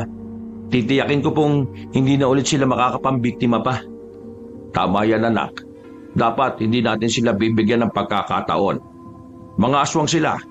At kung magiging mahina lang tayo at matatakutin, may magagawa nila tayong matalo. Oo nga po, Itay eh. Kaya nga po, sinisikap kong maging matapang ngayon. Hindi ako papayag na lamunin ako ng takot ko sa mga nilalang na yan. Ala, sige na. Kunin mo nang itak natin sa kalampara. Aalis tayo para rumonda sa paligid. Nang makuha ko ng itak, nagsimula na kaming rumonda ni Tatay. Inikot namin ang buong baryo. At sa kabutiang palad, wala kami nakasagupang aswang. Dahil doon, kampante na kaming wala ng aswang na susugod sa barangay namin para manggulo. Napagkasunduan na lang din namin ni Tatay na umuwi na sa bahay para makapagpahinga. Nasa kalagitnaan na kami ng paglalakad namin pauwi sa bahay nang may mga mabibilis na nilalang na dumaan sa gilid namin. Itay, ano po kaya yun? Bakit parang hangin lang sila kung gumalaw? Hindi ko po masyadong naaninagan eh. Kung hindi ako nagkakamali, yun na nga ang aswang na tinutugis natin. Baka tumakas sila at nagpunta sa ibang lugar. Ano pong ibig niyo sabihin? Lumipat sila ng lugar na pwede nilang atakihin? Kung ganun po, nagtagumpay tayo na protektahan ng baryo mula sa kanila? Tama ka, anak. Nagtagumpay tayo. Ngunit kung hahayaan natin na sa ibang baryo na naman mananalasa ang mga nilalang na yon, para na rin tayong natalo. Tama po kayo, Tay. Kaya kung magkakaroon sana tayo ng pagkakataon, siguraduhin na rin po natin ligtas sa mga taga-kabilang baryo. Kung pwede naman natin silang hayaan na lang. Opo, pero nakokonsensya ako kung hahayaan ko na lang sila. Sa ngayon, kailangan nating gawin kung ano man ang ating makakaya. Kung gusto mo, pupunta tayo ron. Ano, payag ka? Sige po. Kailangan na mapigilan natin ang nilalang na yun. Kung hindi sila magpapataboy sa atin, mas mabuti nang ubusin po natin sila. Oo, anak. Hindi natin sila bibigyan ng pagkakataon para lumapan pa. Patayin sila kaagad. Pumunta kami sa kabilang baryo, pero nabigo kami ni Tatay na makita roon ng mga aswang. Hindi kami naging kumbinsido na walang mga nilalang roon, kaya naghintay pa kami hanggang sa umabot na ng hating gabi. Dahil mag-isa lang si Nanay sa bahay, nagpasya na kaming umuwi na. Naabutan naming gising si Nanay at nakadungaw sa bintana, kaya minabuti na naming ipaliwanag kung ano ang ginawa namin. Bakit kayo lumabas ng ganitong oras? Hindi ba nyo alam na napakadelikado ngayon? Baka matsyempuhan nyo yung mga aswang. Wala ka nang dapat na ipag-alala, Pinang. Lumabas nga kami sa karumonda para masiguro na ligtas ang paligid natin. Tama po si Tatay, Nay. Pero ngayon pong wala na po mga aswang dito, makakampante na po tayo. Mas magiging tahimik na ang buhay natin. Ay nako, salamat naman kung ganon. Kahit na nasa loob ako ng bahay hindi pa rin nawawala ang pag-aalala ko. Iniisip ko palang napapasukin tayo ng mga aswang. Para na akong kinikilabutan Pero ngayon, nakalis na ang mga aswang. Inalam na nga namin kung nagpunta sila sa kabilang baryo pero wala rin naman sila ron. O siya, matulog na muna tayo. Bukas na lang natin ipagpatuloy ang kwentuhan. Mas mabuti pa nga. Nakaaramdam na rin ako ng antok eh. Maaga pa akong pupunta sa bukid bukas. Aalamin ko kung anong pananim ang pwede kong itanim doon. Oo. O, Andoy, patulog ka na rin. Lumalalim na mga mata mo. Noon din, nagpasya na akong bumalik sa higaan ko. Sinikap kong makaidlip at sa kabutiang palad, nakatulog din ako. Dahil hindi nananalasa ang mga aswang sa kabilang baryo, nakampante akong nakaalis na sila. Ganun pa man, sa hindi ko malamang dahilan, may kung ano akong hindi maipaliwanag na nararamdaman patungkol sa kapaligiran ko. Makalipas ang ilang araw, dahil may nakabinbin pa kaming gawain sa bukid, maaga kaming umalis ni tatay papunta doon. Sa hindi namin inaasahan, nakasalubong namin si Mang Patricio at Oliver na nagmamadaling naglalakad. Mang Berting, Andoy, ang aga nyo yatang pumunta sa bukid. Maraming salamat sa pagpapatuloy nga pala sa amin ng anak ko ha. Kuya Andoy, hindi na po kayo lampa? Hindi na kayo nadadapa? Teka, bakit bigla naman ang alis nyo? Saan na kayo pupunta niyan? Hindi ko alam pero mukhang nagiging delikado na ang baryong ito sa amin eh. Hindi na ito mabuti para sa plano ko para sa amin ni Oliver. Bakit po? Ano pong ibig niyong sabihin, Mang Patricio? Huwag na kayo magkaila pa. Alam niyo kung ano ang ibig kong sabihin. Hindi namin alam kung anong tinutukoy mo, Patricio. Pero iisa lang ang naiisip kong may kaugnayan sa sinasabi mo. Mga aswang. Yan nga. Kung ako sa inyo, itigil na ninyo ang panunugis ng mga aswang. Hindi niyo alam kung anong magiging epekto niyan. Hindi lang sa inyo, kung hindi pati na sa mga taong nakapaligid sa inyo. Dadanak lang ang dugo rito kung ipagpipilitan niyo ang gawain yan. Paano po ninyo nalaman na gawain namin yan? Sino po ba talaga kayo? At anong pakay niyo sa baryong to? Hindi na mahalaga yon. Aalis na kami ng anak ko rito. Nabulilyaso na ang plano ko eh. Kung naging maingat lang sana kayo, hindi kayo makikilala. Yun nga lang, mas nakilala kayo dahil sa pagiging lampa ni Andoy. Anong plano tinutukoy mo? Huwag mo sabihin na totoo nga ang hinala namin na kayo ang mga aswang na nananalasa rito. Oo nga po, simula nung dumating kayo rito, mas naging agresibo na ang mga aswang eh. Isa pa po, pati si Tandang Isabelo, minsan na rin nagbabala patungkol sa inyo. Tandang Isabelo? Ang matandang albularyo? Siya pa talagang nilapitan nyo ha? Bakit ka napatawa? Huwag mong sabihin na totoo sinasabi niya. Ikaw ba ang aswang na nananalasa rito? Hindi sumagot si Mang Patricio kay tatay. Nagpatuloy siya sa pagtawa at nagsimula na silang maglakad palayo ni Oliver. Napailing na lang ako, kabanong. Dahil hindi man lang sumagot sa mga tanong namin si Mang Patricio. Ganun pa man, minabuti na lang din namin ni tatay na maglakad papunta sa bukirin namin. Habang nagtatrabaho ron, hindi namin maiwasang mapagkwentuhan si Mang Patricio. Napansin mo pa yung reaksyon niya nung akusa natin siya na siya ang aswang na nananalasa rito, Andoy? Opo, tay. Parang nababalisa siya eh. Pati nga po si Oliver napayuko. Parang nahihiya. Basta, hindi ko po maintindihan, tay eh. Ngayon nakalis na sila rito sa baryo. Hindi na natin sila magagawang matyagan.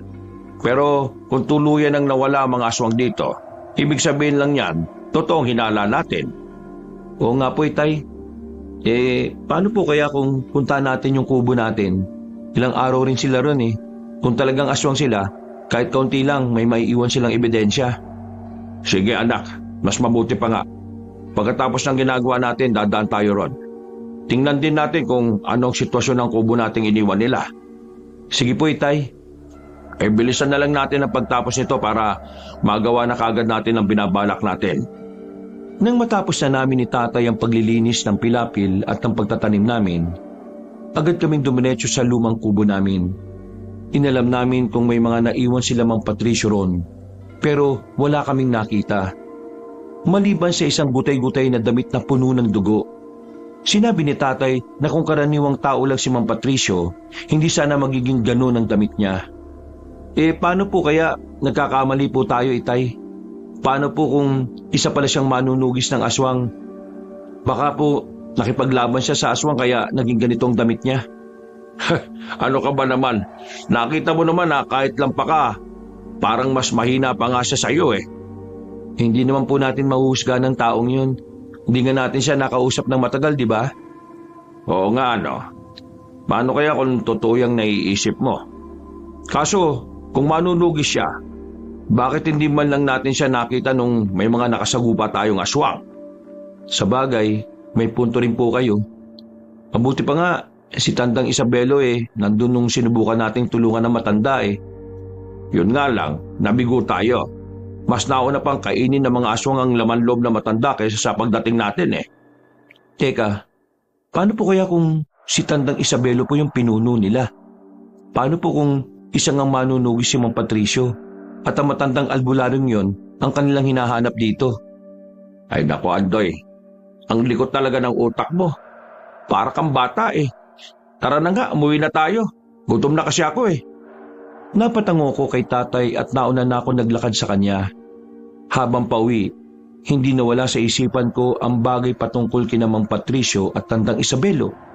Sinabihan ko si tatay na pumunta na kami sa bahay ng matandang albularyo para magtanong. Pero tumanggi siya at sinabing sa susunod na araw na lang. Pagka-uwi namin, kumain lang kami at napagkwentuhan namin ang pag-alis ni Mang Patricio. Isinuwalang bahala ni nanay yon at sinabing hayaan na lang namin ang mag-amang dayo. Kung ano man ang intensyon nila rito ay bahala sila. Ang importante, hindi nila tayo sinaktan. Pinatuloy naman natin sila sa kubo natin. Nasa kanila na yun kung ano ang isusukli nila. Tama ka, pero ngayong nakalis na sila, malabo na silang bumalik pa. Kung talagang ang aswang si Patricio, mas mabuti na nga itong lumayas na sila sa baryo natin. Oo nga po, marami na rin kasi ang napirwisyo ng nilalang na yun Kung nataon lang na nahuli namin si Mang Patricio na merong masamang ginagawa, malamang napatay na rin namin siya. Kung ginawa nyo yon, sigurado na magiging kawawang anak niya. Maliit pa si Oliver at sigurado na hindi niya alam ang gagawin kung sakaling may masamang mangyari sa ama niya. Sa bagay, pero kung talagang aswang nga siya, hindi pa babayaan ang kauri nila si Oliver. Ang kaso, panigurado na babalikan niya tayo pagdating ng panahon. Subukan lang niya. Hindi ako papayag na gagawa niya tayo ng masama. Dadaan muna sila sa ibabaw ng bangkay ko. Ngayon na hindi na nanghihina ang tuhod ko, alam kong makakaya ko na silang labanan. Nagpatuloy kami sa pagkukwentuhan hanggang sa matapos na kami sa pagkain. Dahil natapos na namin ang gawain namin ni tatay sa bukid, nanatili muna kami sa bahay para tumulong kay nanay. Bandang 3:00 ng tanghali, minabuti kong tumambay na muna sa labas ng bahay. Sa hindi ko inaasahan, nakaramdam ako ng kakaiba sa hangin. Parang nagbabadyayo ng panganib. Kaya bahagya akong kinabahan. May kung ano rin sa loob ko na gustong kumawala, pero hindi ko alam kung paano. Nasa ganung kalagayan ako nang lumapit sa akin si tatay. Ibang-ibang ihip ng hangin ngayon Parang may nakaamba na panganib sa atin. Yan nga rin pong naiisip ko itay Hindi po kaya talagang nasa panganib tayo? Baka po may binabalak ang mga aswang laban sa atin Ano naman kaya ang kasalanan natin sa kanila? Bakit kaya tayo ang pinupunterian nila? Yan nga rin pong naisip ko Kung tutusin, tahimik naman po tayong namumuhay dito. Oo nga. Pero dahil parang nagbabadya ang hangin ng hindi magandang pangyayari, kailangan natin maganda. Sige po tay, hahasain ko po yung mga itak natin para mas madali natin masugatan ang mga yon. Sige anak, mag-ipon lang din ako ng mga tuyong sanga at dahon. Kapag umatake sila rito, gagawa ko ng siga para mas maging limitado ang galaw nila. Hindi nila magagamit ang kakayahan nila para makapagtago sa karimlan. Kayo po ang bahala tay. Nagpasya akong pumasok na muna sa bahay para hasain ang aming mga itak. Pagkatapos noon, nagpahinga ako para ihanda ang sarili ko sa posibleng laban. Kinagabihan, nagtaka kami dahil maraming kakaibang ibon ang umaaligid sa baryo. Mas naging malansari ng samyo ng hangin. Kaya lalo pang tumibay ang hinala namin patungkol sa pananalasa ng mga aswang. Ang ikinatatakot ko lang noon ay baka kung madamay ang lahat ng kabaryo namin. Kinagabihan, itay, parang mas nagiging matapang po ang amoy niya na. Kanina, hindi naman po masyadong malansa ang hangin Isa lang ang ibig sabihin niyan anak. Papalapit na rito ang mga aswang. Ipagdasal na lang natin na sana kakaunti lang sila. Dahil kung marami, Baka malagay tayo sa alanganin at mapagdiskitahan pa nila ang iba nating mga kanayon. Basta, kung lalabas man kayong dalawa, mag-iingat kayo ha. Baka kasi kung ano ang gawin sa inyo ng mga nilalang na yon. Huwag po kayo mag-alala, Nay. Kaya po namin ang mga sarili namin. Hindi kami papayag na matalo ng mga aswang na yan. Abay dapat lang anak. Hanggat maaari, protektahan din ninyo ang mga kanayon natin. Sa kabila ng mga pangungutya nila sa iyo, mga kanayon pa rin natin sila. Opo, baliwala na lang din naman po sa akin yun eh. Malakas na po ako kaysa sa dati. At alam kong hindi na ako magiging lampa ulit. Natigil ang pag-uusap namin na makarinig kami ng pag-angil sa paligid. Sinundan yun ng kalabog sa labas ng bahay. Kaya nabahala na kami ni tatay. Agad namin kinuha ang aming mga itak. At kasabay noon, may kung anong tumama sa dingding namin na naging rason para masira yon. Agad naman kaming bumaba ni tatay at napalunok ako ng laway nang makita ang mahigit sa 10 aswang na nakandang umatake sa amin. Itay, anong gagawin natin? Baka po hindi lang yan ang aswang na posible na makalaban natin. Huwag kang panghinaan ng loob, anak. Kung nagawa mo matalo ang 3 aswang nung nakaraan, kahit na gamit lang ang lakas at liksi mo, yan din ang gagawin mo sa kanila ngayon. Sige po, tay. Pero baka po hindi ko kayanin ha. Huwag ka mag-alala. Tutulungan kita para mas mabilis nating matalo ang mga nilalang na yan. Sige po, tay. Gagawin ko po ang lahat para hindi tayo mahirapan sa pakikipaglaban sa mga demonyong yan. Sumugod sa amin ang mga aswang. Hindi naman kami nagpatinag at nilabanan namin sila gamit ang itak namin. Nasa ganong kalagayan kami nang marinig namin ang pagsigaw ni nanay na humihingi ng tulong. Agad ko namang sinabihan si tatay na tulungan na lamang si Nanay Pinang. Nang makalis na si tatay, itinoon ko ang buong pansin ko sa mga aswang. Walang ano-ano, may nakita kong ibang aswang na papalapit. At sa kabilang direksyon na may si Mang Patricio. Kalaunan, nagawa ko matalo ang mga nilalang sa paligid ko. Kaya patakbo kong sumugod sa dayo. Tama nga sinabi ni tatay at ni Tandang Isabelo. Kayo nga ang aswang. Ano, mga alagad ba ninyo mga umatake sa amin? Ano motibo nyo? Ha? Anong ibig mo sabihin? Hindi ako aswang. At kung naniniwala kayo sa mga sinasabi ng magaling na albularyong yon, nagkakamali kayo ng pinapanigan. Anong ibig nyo sabihin, Mang Patricio? Hindi ko po kayo maintindihan. Kung kamag-anak nyo si Mang Warlito, ibig sabihin, mga aswang din kayo. Anong pinagsasasabi mo? Hindi aswang ang tiyo ko. Isa siyang manunugis ng mga aswang. Alam ko na. May nagpapakalat dito na isa siyang aswang, tama? Eh kung hindi siya aswang, sinong totoong aswang? At sino ang may motibong magpakalat ng maling impormasyon? Si Tandang Isabelo. At nandito ako para patayin siya. Hindi ko akalain na marami pa rin ang mga alagad niya. Kaya wag mong ibuntun sa akin ang galit mo. Lingunin mo mga kararating pa lang ng mga aswang. Kung si Tatang Isabelo ang aswang, bakit niyo siya tinutugis? Saka ko na sasabihin, mukhang kailangan na natin bumalik sa bahay ninyo. Sigurado ako na gustong patayin ng mga aswang ang mga magulang mo. Nakita ko kanina si Tandang Isabelo at nang sundan ko siya, papunta pala siya rito. Kung papunta siya rito, bakit hindi man lang namin siya nakita? Ayun, nakatayo siya sa harap ng grupo ng mga aswang na kasabay kong dumating dito. Tayo na, bago pa mahuli ang lahat. Nagmadali kaming bumalik sa bahay at nanlumo ako nang makita ko si nanay at tatay na duguan habang hawak ng mga aswang. Napangisin naman si Tandang Isabelo nang makita kami at inutusan niya ang mga alagad niyang pakawala ng mga magulang ko. Parehong mahina na si nanay at tatay dahil sa mga kalmot na natamo nila. Kaya ganun na lang ang pagkabahala ko. Sa dinami-rami ng lugar kung saan tayo pwede magkatagpo, dito pa talaga sa baryo nila Berting. Natatandaan mo pa ba yung mukhang ito? At sino makakalimot sa mukha ng isang manunugis na walang nagawa habang pinapatay ang buong pamilya niya? Maswerte ka nga't wala ron ang bunsong anak ko eh. Kung nagkataon, makapatay siya, patay na rin gayon. Napakahayop mo, Tandang Isabelo. Kahit na magkunwari ka pang mala-anghel na albularyo, kitang-kita pa rin ang maitim mong budhi. Sana ka kung ano ang iyong sasabihin. Total, nandito na rin kayong lahat. Sama-sama kayang mamamatay. Mga alagad, unahin niyong patayin ang dayong manunugis na yan. Paligiran niyo siya. Teka, ano naman ang kinalaman namin dito? Bakit pati kami pinupuntiryan ninyo? Ano akala mo sa akin, Bulag? Alam kong berdugo ka rin ng mga aswang. Ang mga katulad mo ay hindi dapat na binubuhay. Isa kang traitor. Anong traitor ang pinagsasasabi nyo, ha? Hindi ba nabanggit sa'yo ng mga kinikilala mong magulang? Pwes, hayaan mo ako ang magkwento sa'yo na kasaysayan mo, binata. At sino ka para malaman kung anong naging nakaraan ko, ha?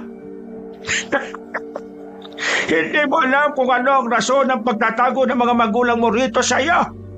Pero hindi mo sila totoong amatina. Ako ang nagdala sa iyo sa tapat ng pintuan nila para alagaan nila. Apo kita, Adoy. Gusto sana kitang gawing kasangkapan para patayin mo ang ama mong manunugis. Pero nabigo ako. Nabigo ka dahil hindi umayon sa kagustuhan mo nangyari. Iniwan ko ang pagiging isang manunugis para alagaan ang apo mo. Minahal ko siya ng buong buo. At nawala sa kanya ang puot na sinubukan mong sanang italim sa puso niya. At ngayon, nandito, hindi bilang lolo niya, kung hindi bilang isang kaaway. Wala kang silbi, Andoy. Pero bibigyan pa rin kita ng pagkakataon. Dahil apo kita, sumama ka na lang sa akin at bubuhayin ko kinalakyan mong mga magulang. Huwag anak, huwag mong pakinggan ang aswang na yan. Gagawin ka lang niyang panangga sa mga kaaway niya. At sa bandang huli, kapag hindi ka na niya napapakinabangan, itatapong ka lang niya na parang basura. Hindi ko gagawin yan sa iyo. Ipapamana ko sa iyo kakayahan kong kumain ng kaluluwa para mas maging malakas ka. Hindi ka matatalo ng mga manunugis. At ikaw ang magiging pinakamakapangyarihang aswang dito. Kung ganon, tama nga ang nakalap kong balita. Nanggagamot ka at ang kapalit nun, kinukuha mo mga kaluluwa ng pasyente mo. Pinapalabas mo lang na namatay sila sa ibang klase ng karamdaman o aksidente. Tumahimik ka, Patricia! Huwag ka makisaw-saw! Mga kasama! Ano bang inihintay ninyo? Bakit ba hindi niyo pa pinapatay ang manunugis na yan? Mga hangal! Halos hindi ako makapaniwala sa nalaman ko mula kay Tandang Isabelo. Sa halip na usisain si nanay at tatay, nagpasya akong tulungan na muna si Mang Patricio na labanan ng mga aswang. Naggalit naman ang matandang aswang kaya nilapitan niya si nanay at tatay. Napailing na lang ako nang biglang tumayo si tatay at nakipagpambuno kay Tandang Isabelo. Dahil mas marami ang aswang nakalaban ni Mang Patricio, minabuti ko munang tulungan siya. Huwag natin hayaan na matalo tayo. Huwag mong isipin na kadugo mo ang aswang na yan. Kung malaga ka sa kanya, hindi kanya gagamitin bilang pain kina Berting at Pinang. Oo nga po, Mang Patricio. Isa pa po, parang mas gusto pa ni Tandang Isabelo na maging masama ako eh. Taliwas naman yun sa kagustuhan ni nanay at tatay. Wala silang ibang inisip kung hindi ang kabutihan para sa akin. Ngayong klaro na ang lahat sa atin. Magagawa na natin ipagpatuloy ang labang ito. Pagbabayarin ko ang lolo mo sa ginawa niya sa pamilya ko. At hindi rin po ako papayag na gamitin niya ako sa pansarili niyang layunin. Lalong-lalo na, hindi ako papayag na saktan niya si nanay at tatay. Sige na, busin na natin ang mga nilalang na ito para mailigtas natin ang mga magulang mo. Huwag kang mag-alala. Alam ko naman na matatag si Berting eh. Makakaya niyang labanan si Tandang Isabelo. Pinagtulungan naming labanan ni Mang Patricio ang mga alagad ni Tandang Isabelo. Maging ang dayong manunugis ay namangha sa angking kong bilis. Kaya nakakumbinsi siyang may dugo nga akong aswang. Kahit na pinagtulungan ako ng mga nilalang, nagawa ko pa rin silang maibuwal sa lupa. Bago pa man sila makabangon, tinagana sila ni Mang Patricio. Kaya tuluyan na silang binawian ng buhay. Pagkakita ni Tandang Isabelo sa amin, buong lakas niyang itinulak si tatay. Napalumpasay naman ang ama ko at agad siyang nilapitan ni nanay. Hindi ko akalaing mabilis yung matatalo mga kasama ko. Magpasalamat ka, Patricio, at tinulungan ka ng apo ko. Ikaw ang dapat na magpasalamat dahil hindi ka kasama sa mga aswang na yan. Kung nagkataon, kahit na hindi ako aswang, dudukutin ko ang atay mo at dudurugin sa mga kamay ko. Nangangarap ka lang ng gising, Patricio. Hindi nga ako matalo ni Berting eh. Ikaw pa kaya? Kung talagang nagmamadali ka para sa iyong kamatayan, pues, pagbibigyan kita. Sige, Tandang Isabelo. Lumapit ka sa akin. Tayo magtagisan ng lakas. Tapusin na natin ang naudlot nating laban dati. Napaangil si Tandang Isabelo. Sa isang pagkisap ng mga mata ko, sumugod siya kay Mang Patricio. Nagmadali naman akong lumapit kina tatay para alamin ang kalagayan nila. Dahil may iba pang aswang na nakabantay sa mga magulang ko, minabuti namin ni tatay na labanan ng mga yon hanggang sa magawa namin silang patayin. Kapag napatay na kita, tutugisin ko rin ang anak mo. Hindi ako titigil hanggat hindi ko siya napapatay. Yan ay kung magagawa mo pa siyang makita. At kung matagpuan mo man si Oliver, alam kong hindi siya pababayaan ng mga kaibigan ko. Sila ang hahatol sa iyo ng kamatayan kapag ginawa mo yan. Nakakatawa ka, Patricio. Sa bagay, sila ang hatol sa akin ng kamatayan dahil hindi mo yon magawa. Palibhasa, mahina ka! Mahina! Sige, tingnan natin kung ano magagawa ng isang malakas daw na aswang sa isang mahinang tulad ko. Saluin mo ang talim ng itak ko. Kahit saan direksyon mo pa yan itaga, hindi mo ako matatalo. Gaya nga ng sabi ko, mahina ka! Nasabi mo lang yan dahil ayaw mo at hindi mo tanggap sa sarili mo na makakaya kang talunin ni Andoy. Apo mo lang siya, pero mas malakas siya sa akin. Nagpatuloy ang paglalaban ni Mang Patricio at Tandang Isabelo. Samantala, inaalalayan naman namin ni tatay si nanay para makapasok sa loob ng bahay. Gusto ko sana papasukin na rin si tatay Berting pero mas gusto niyang tumulong sa amin sa pakikipaglaban. Saktong pagkabalik namin sa pwesto, nagawang ibalibag ni Tandang Isabelo ang dayong manunugis. Dahil doon, sinugod namin siya ni tatay at pinagtulungang labanan. Habang nakikipaglaban sa aswang, kung ano-ano pa ang mga sinabi niya sa amin. Apo, makinig ka sa akin. Hindi ang Berting na ito, kababa. Sila mismo pumatay sa tatay mo. Kaya gusto kong maghiganti. Huwag kang magsinungaling. Hindi ako pumatay sa anak mo, kung hindi ang isa sa mga kasamahan ko. At teka, hindi ba't ikaw lang din ang nag-utos noon para magawa mong asawahin ang totoong ina ni Andoy? Masinungaling ka. Hindi totoo sinasabi mo. Paano hindi totoo? Bago mo papatayin ang kaibigan kong yan, nagawa na niyang sabihin sa akin ang patungkol sa nangyari. Hindi ko rin akalain na apo mo pala si Andoy. Hindi ko po siya lolo, itay. Wala akong lolo na may sa demonyo. Kung nagawa niyang ipapatay yung totoo kong ama, sigurado na pwede rin niyang gawin niya sa akin. At talagang gagawin niya yan, lalo pat hindi umaayon sa kagustuhan niyang nangyayari. Pero huwag ka mag-alala. Hindi ko papayagan ng demonyong yan na saktan ka. Kakatawa ka, Berting. Hindi mo nga ako matalo kanina eh. Hindi ba? Akala mo naman eh kung sino kang malakas. Magpasalamat ka lang at hindi na ako katulad ng dati. Pero ngayong alam na ni Andoy ang totoo niyang katauhan. Dapat ka nakabahan, Tandang Isabelo. Kung hindi ko lang din siya magiging kakampi, mas mabuti bang patayin ko na lang siya. Akmang susugod sana si Tandang Isabelo sa akin nang makita kong papalapit din sa kanya si Mang Patricio. Bago pa man niya ako masunggaban, bumelo na ang dayong manunugis. Buong lakas niyang tinaga ang aswang sa likuran. Napaungol naman si Tandang Isabelo. At nang mapalingon siya kay Mang Patricio, humakbang na rin ako para sugurin siya. Ang dapat sa mga katulad mong aswang undayan ng taga hanggang sa mamatay. Magbabayad ka sa mga ginawa mo, Tandang Isabelo! Haray ka! Ang legal na tagiliran ka! Apo, itigil mo yung ginagawa mo! Patay mo ako! Yan ang dapat sa'yo, ang maligo sa sariling dugo, pabuhal sa lupa.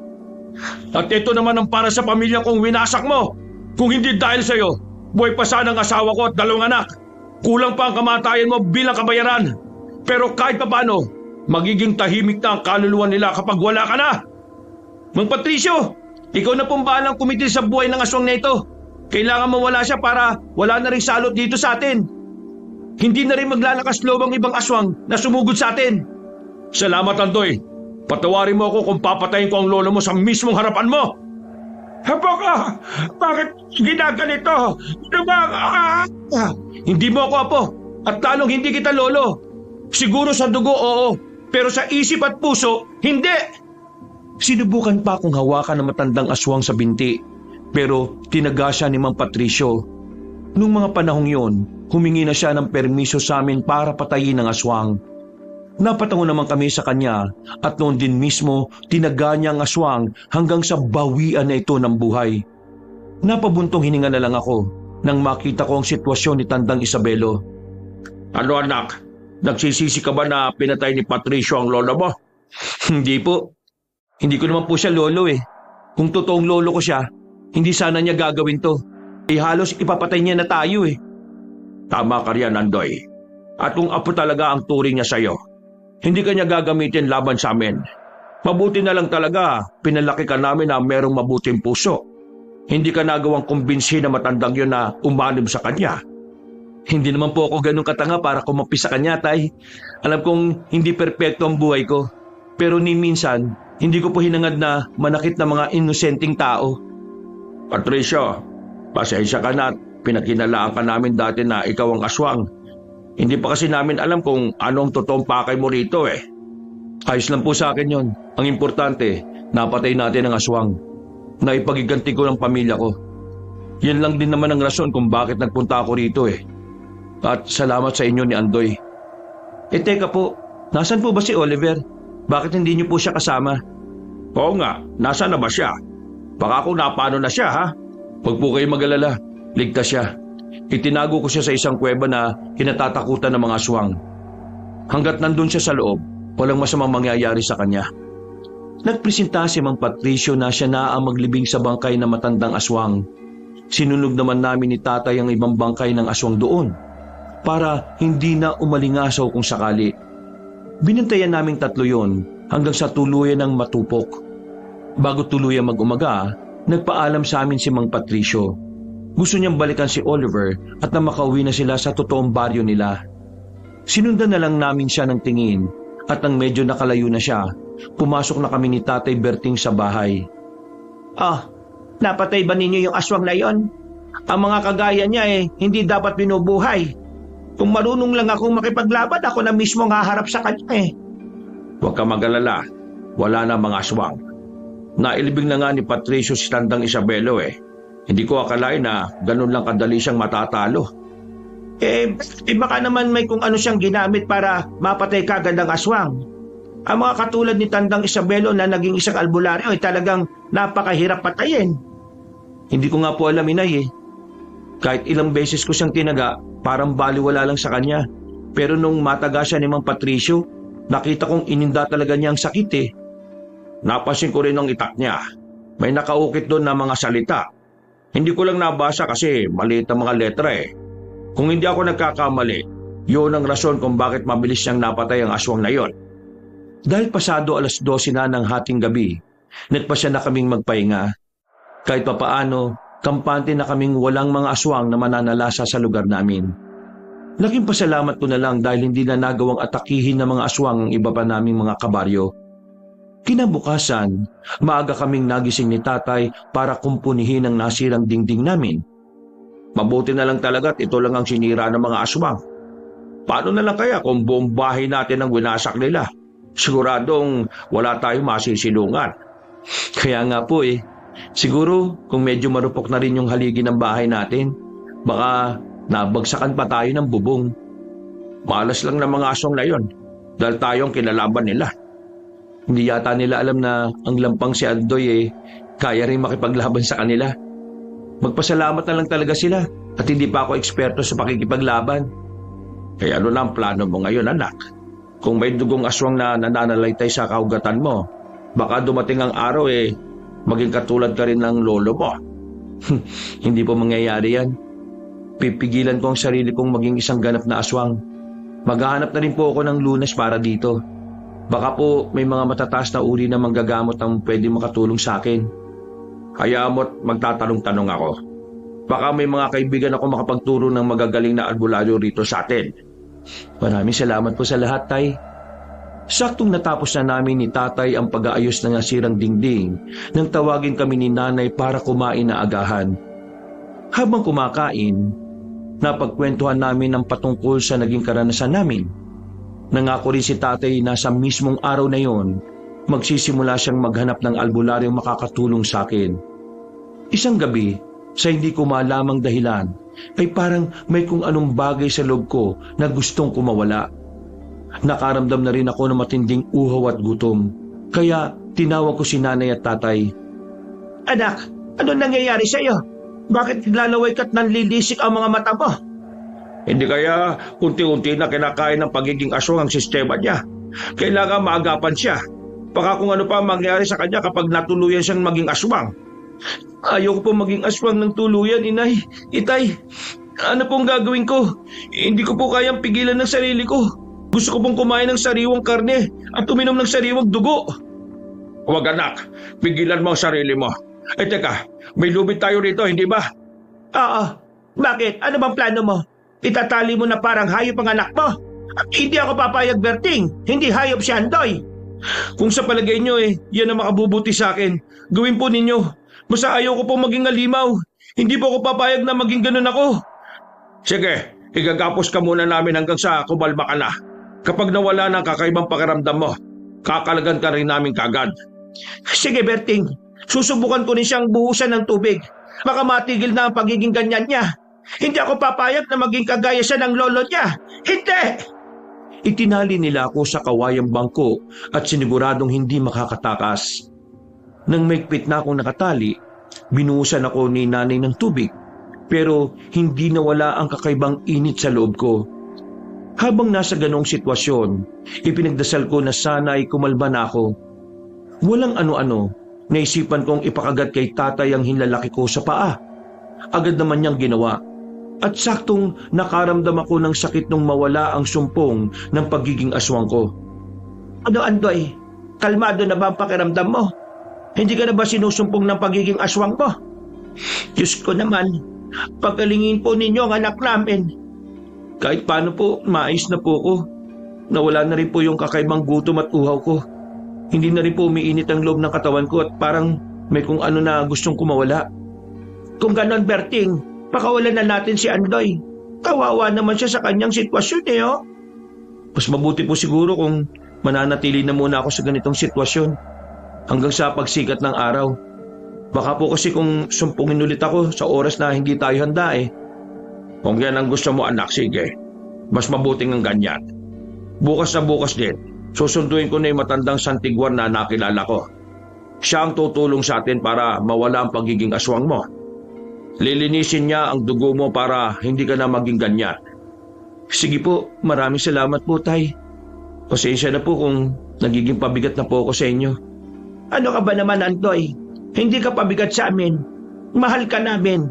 At kahit na anong mangyari, dadamayan ka namin at hindi iiwan. Dahil sa nangyari sa akin, hindi na rin nakatulog si nanay at tatay. Kinabukasan, maagang umalis si tatay. Pagkabalik niya, may kasama na siyang matandang Santiguar. Gamit ang kaalaman niya sa panggagamot, nalaman namin na malakas ang dugong aswang na nananalaytay sa akin. Ayon pa sa kanya, kung hindi ako ipagagamot kagad, baka tuluyan na raw akong naging aswang. Maliban sa gamutang ginawa niya, binigyan niya rin ako ng pangontra para hindi ako tuluyang maging aswang kung sakali.